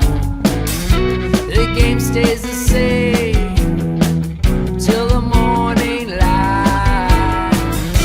The walls close in on his cardinal sin to hitch a ride on the Ferris wheel. Hey, yeah, yeah, yeah. Hey, yeah, yeah, yeah. We're faithless as a loaded gun on the road to the devil's end. Faithless. You know, I think I might use this for something else, so I'm going to actually do the send level on this. There comes a day when the drugs don't pay. He walks alive like a running stray. Got too much to say of toxic ways. It all looks the same as he turns away. Hey, yeah, yeah, yeah. Hey, yeah, yeah, yeah. We're faithless as a loaded gun down the road to the devil's end. I am going to actually automate this. Jake, quite a lot of people are asking about the difference between the send amount level and then sending it to Unity and then like doing the fader instead, like you did both. Yeah, it's fine if you're just doing like on a single track, you're just raising the fader. But in the moment, I was thinking to myself, oh, I probably am going to automate this up and down, and it's possible I'm going to use this aux track for another instrument as well. Yeah, that makes sense. So then it makes more sense to just use the send level, and you could actually just use the send level for anything. I'm just like, I'm so used to pulling up a parallel. The way I learned was you set up your drum bus. You have your drum bus, and then you have your parallel right next to it, and then you just drag up the parallel fader, right? Instead of using the send level for whatever reason. I don't know why. It's like CLA, innit? Like when you watch him mix, it's like he brings the faders up of the wet effects. It's not like there's just a different kind of tactile feeling to balancing faders and blending rather than kind of a circular motion. But it does the same thing. Makey sensey? It all looks the same as it turns away. Hey, yeah, yeah, yeah. Hey, yeah, yeah, yeah. But faithless. Hey, yeah, yeah, yeah. Hey, yeah, yeah, yeah. But faithless is a loaded gun down the road to the devil's end.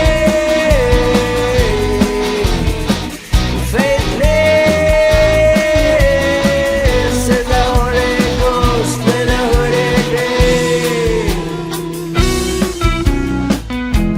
So see what I did here? As it turns away. Hey, yeah, yeah, yeah.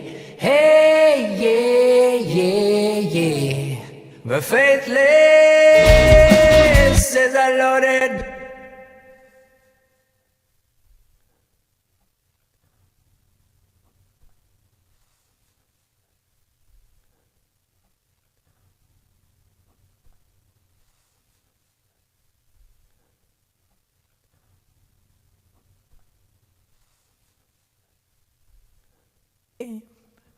As it turns away.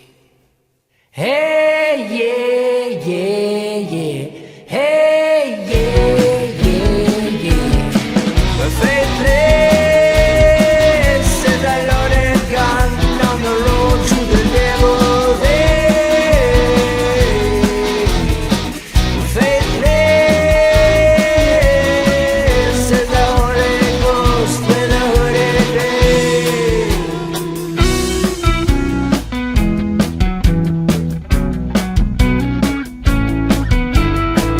It's a Friday night, and all the creeps are out. The game stays the same till the morning light.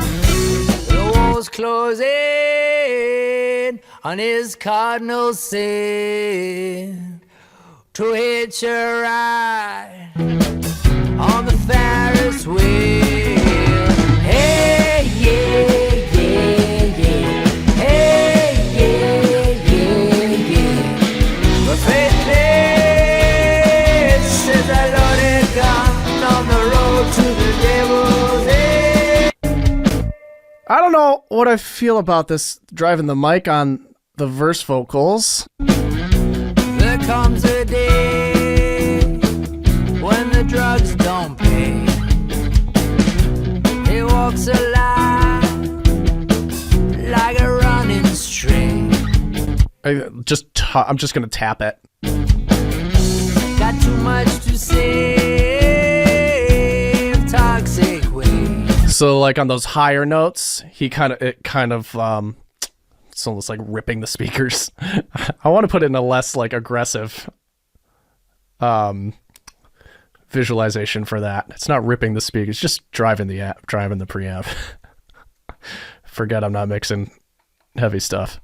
Don't pay. I just want to tear the speakers apart. He I just want this kick to punch you in the face. walks alive like a running string. Got too much to say. Toxic waste. I like that. I like where it's sitting right there. It all looks the same as it turns away. Hey, yeah, yeah, yeah. Hey, yeah, yeah, yeah. I'm just doing that for all the vocals because I like the texture. I don't know why I got distracted by this, but I had an idea in the moment and I wanted to tackle it. Hey, yeah, yeah, yeah. Hey, yeah, yeah, yeah. But faithless is a loaded gun down the road to the devil's end. Faithless is the Holy Ghost with a hooded day.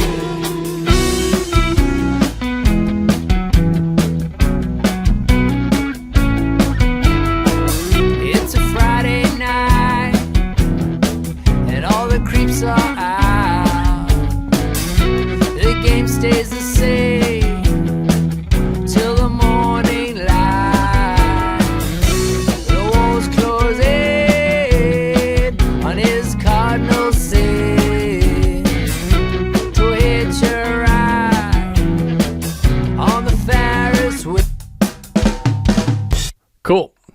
No decapitator needed. Not today.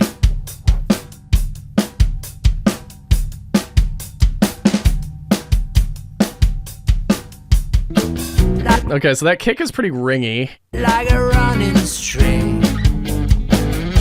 Got too much.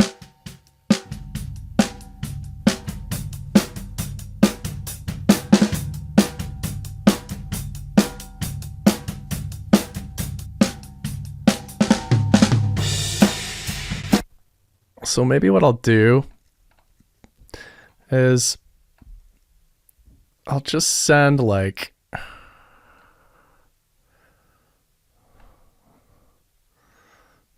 these drums to room reverb. And I'm going to slowly bring that room reverb in. Just see what happens. I'm going to do it in context. There comes a day when the drugs don't pay. He walks alive like a running string. Got too much to save, toxic waste.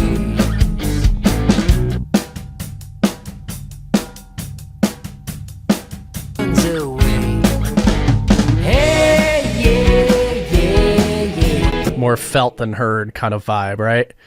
And I'm going to take the high end of this reverb down a little bit. So it's a little bit less reflective. There comes a day when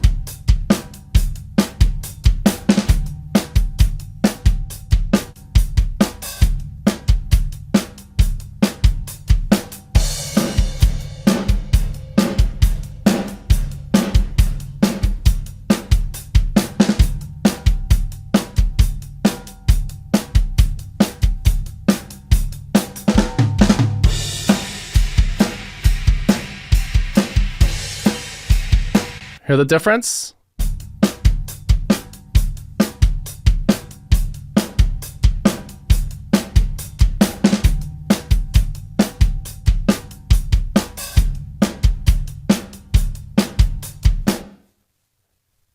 Now in context. there comes a day when the drugs don't pay. Let's listen in the beginning. There comes a day.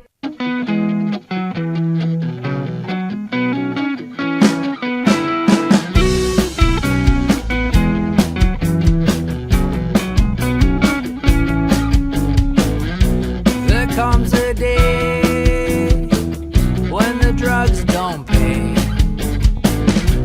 He walks alive like a running string. Got too much to save, toxic waste. Just, it's not meant to really be heard. It's not meant to be an obvious effect here. I'm just using it for ambience. You know, just a little bit of space around this drum kit, a little bit of livelihood, right? It all looks the same as it turns away. Hey, yeah, yeah, yeah. Hey, yeah, yeah, yeah.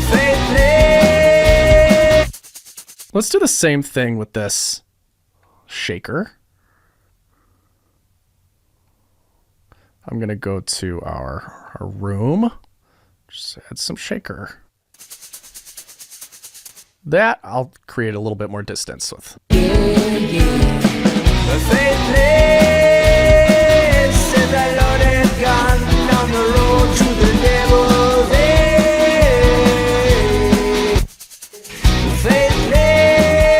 Faithless is the Holy Ghost with a hooded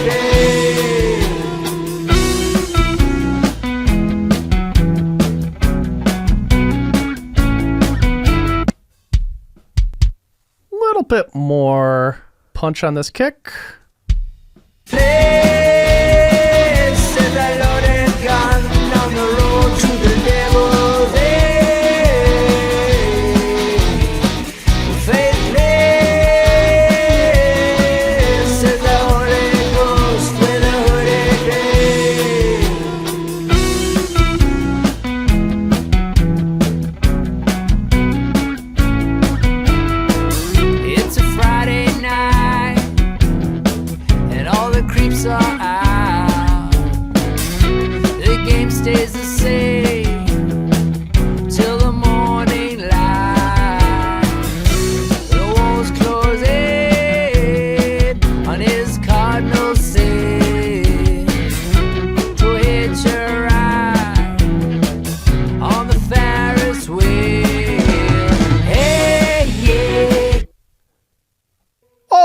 I don't know. Maybe we do the same thing with the guitars.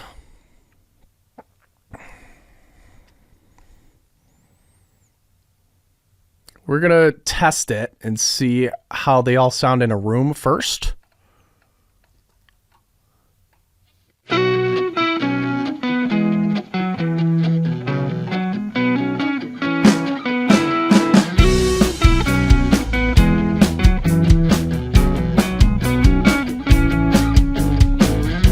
There comes a day when the drugs don't pay.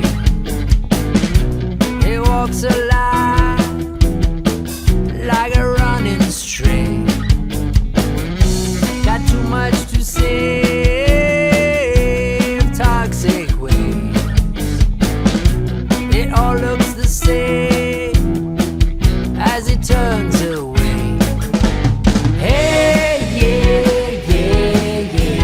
Hey, yeah, yeah, yeah. The faithless is a loaded gun on the road to the devil's end. The faithless is the Holy Ghost with a hooded head.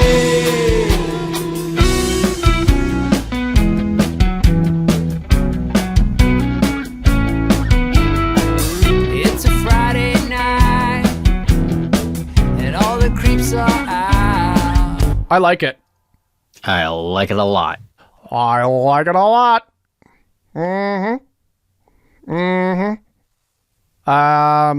Cool. Feeling good about all that. You guys ready to get our bus compressor on there? Oh, yeah. We're just about done here. There comes a Let's set it for maximum.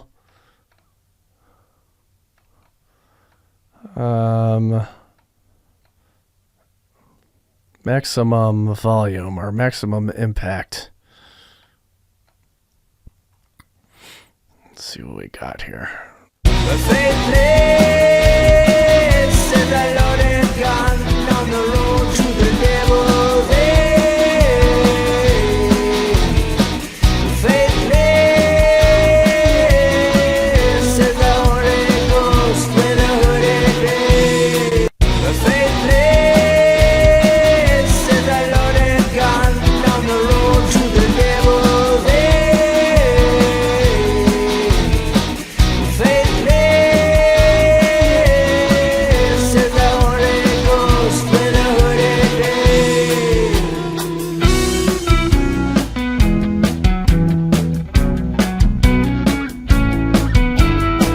It's a Friday night, and all Maybe you hear the maybe you hear a little bit of the pumping that's going on here.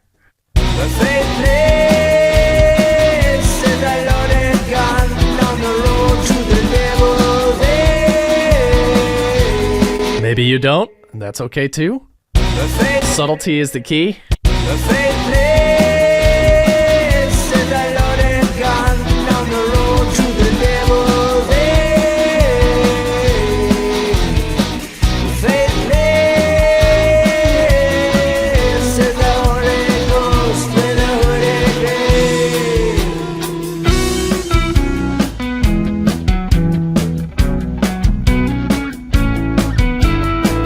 It's a Friday night, and all the And that's where we're going to leave it. Hey. That's a mix, folks. That's what we got. Any questions about any of that?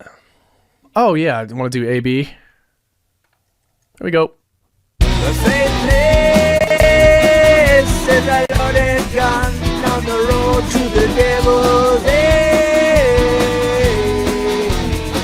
The faithless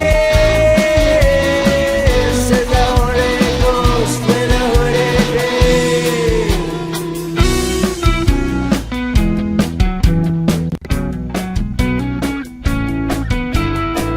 It's a Friday night, and all the creeps are out.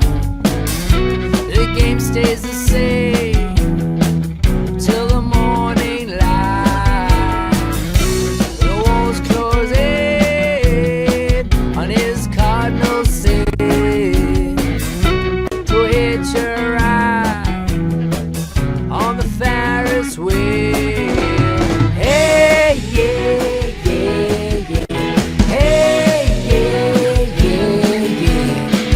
Faithless is a loaded gun on the road to the devil's end. Faithless is the Holy Ghost with a hooded head.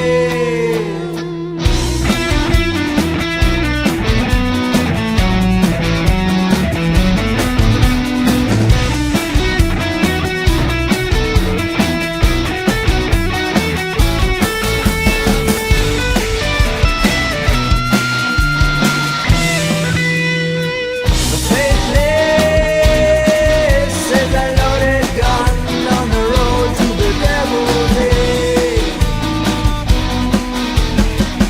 Faithless is the Holy Ghost with a hooded face.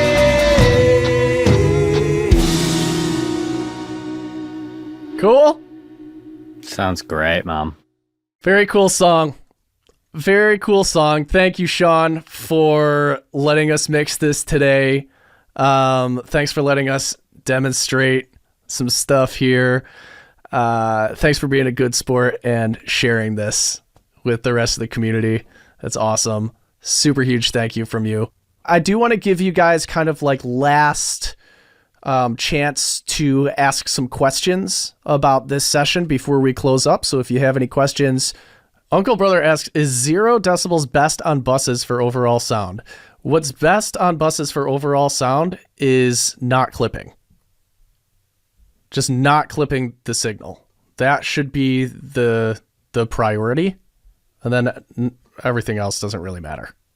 Got another question, Jake, about the 1176s. What made you pull those up at the beginning of the mix? They're typical, like, first of all, they're typical to have in like an old school kind of environment and scenario. Studios have 1176s, right? It's a pretty common tool. Secondly, I know that like a lot, my go-to compressors for drums and vocals, it is the 1176. It's typically the 1176. Now in this mix, I was able to just get what I wanted out of the channel strips. I didn't need those. It's just kind of like preemptive, like, hey, I usually use these in a mix, but I didn't need to today. Got a question about bleed as well. Drum bleed. Okay. How do you deal with it is the question. This didn't have much of it, but it's something that they struggle with some tracks. This had plenty of drum bleed. Dude, this had a ton. I mean, listen to these overheads. That's the whole kit.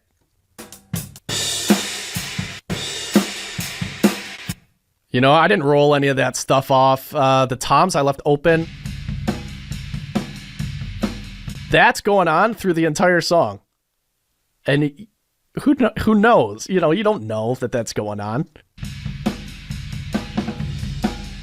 So many times if I'm working with real drums, I just leave it unless it's a really terrible issue. If it's a terrible issue, then I'll tackle it. I will either do some drum replacement or I'll use gates to try to gate out the bleed from the shells. But most of the time, like I'm always gonna just try to get the best sound I can without messing with any of that stuff. And what I like to do is kind of think of all of these pieces. Like all of this is one instrument. You got to remember, right? Like even though there's so many mics, it's all one instrument, and it'll change the entire tone if you cut one mic, if you cut something off of one mic. So if you are going to handle bleed, if you are, you know, for whatever reason, you need to isolate your drums a little bit more and you want to get rid of bleed, I would just say make sure you know what it's doing to the sound of the drum kit as a whole, right? For example, a common move you might see is somebody doing this on the cymbals.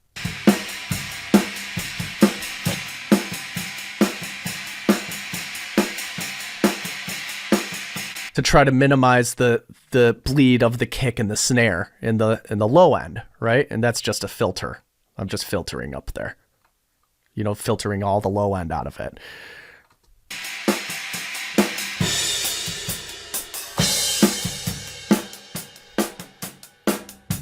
But listen to how much body is actually in the overheads. It's actually like in the bleed, like, right? And that contributes to the overall tone of the drum kit. We might have to process our kick. All of a sudden we filter out the low end of the cymbals. Now we have to process our kick and snare. We have to do heavier lifting on those tracks, right? So it very much is that answer of it depends, right? So always the answer when it comes to audio is it depends. But my philosophy is don't mess with things if they don't need to be messed with. Have a reason and a purpose.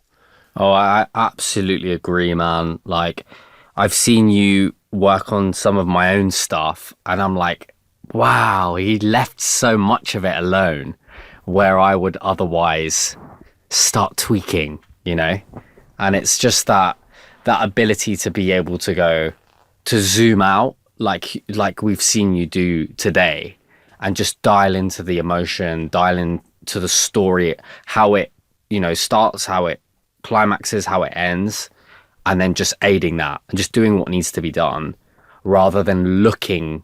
I think a lot of the time starting out as well, when we first start training our ears and learning the tools, we kind of look for problems where they may not be there, right? We go, oh, maybe I need to do this, or maybe I need to smooth this out more, where it's just fine as it is. And maybe cutting too much of that or smoothing too much of that out frequency wise loses the character that the producer or the artist has intended. So it's just, I think it's just having that healthy attitude that I think also just comes with experience, to just hear if anything distracts. And if it doesn't, leave it alone, see if there's an opportunity to enhance it, and then move on.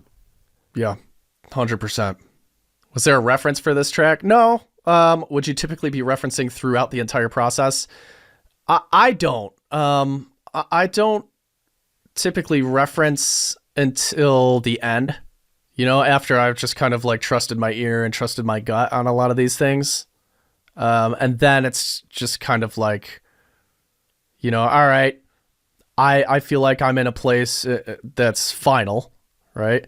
And now I'm going to check to see, where am I at with all my reference tracks?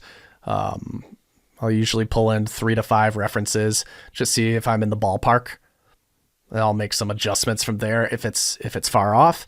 If not, I'll just leave it alone. Well, no, it's not more for the mastering phase. I mean, I absolutely, like, references are going to be the heaviest hammer to swing in the mixing phase for sure, because that's the point in which you have control over all the individual elements. You have the most flexibility and the most control there, right? In terms of manipulating individual volume levels, frequencies, dynamics, space, right? So it's so absolutely crucial that you use them during that part of the process. You don't just save them until mastering, right? It is very much, I would say, most crucial for mixing. Would you agree, Chris? Oh, absolutely, yeah. Do as much as you can in mixing. So ideally, mastering is very minimal, right?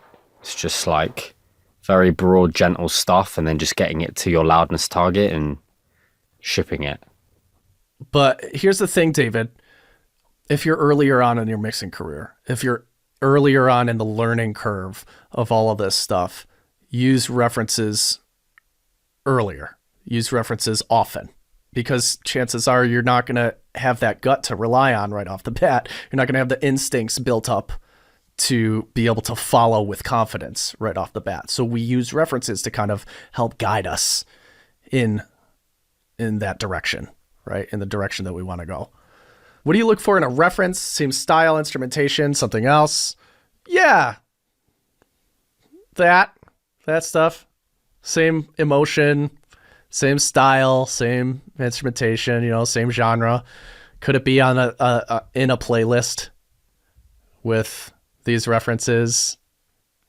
Would it fit in a playlist with these references? That's kind of what I look for. All right, guys, get back to work, you slackers. Thanks for chilling with us today. Hope you learned something. We'll see you in the next one. Peace. Peace, guys.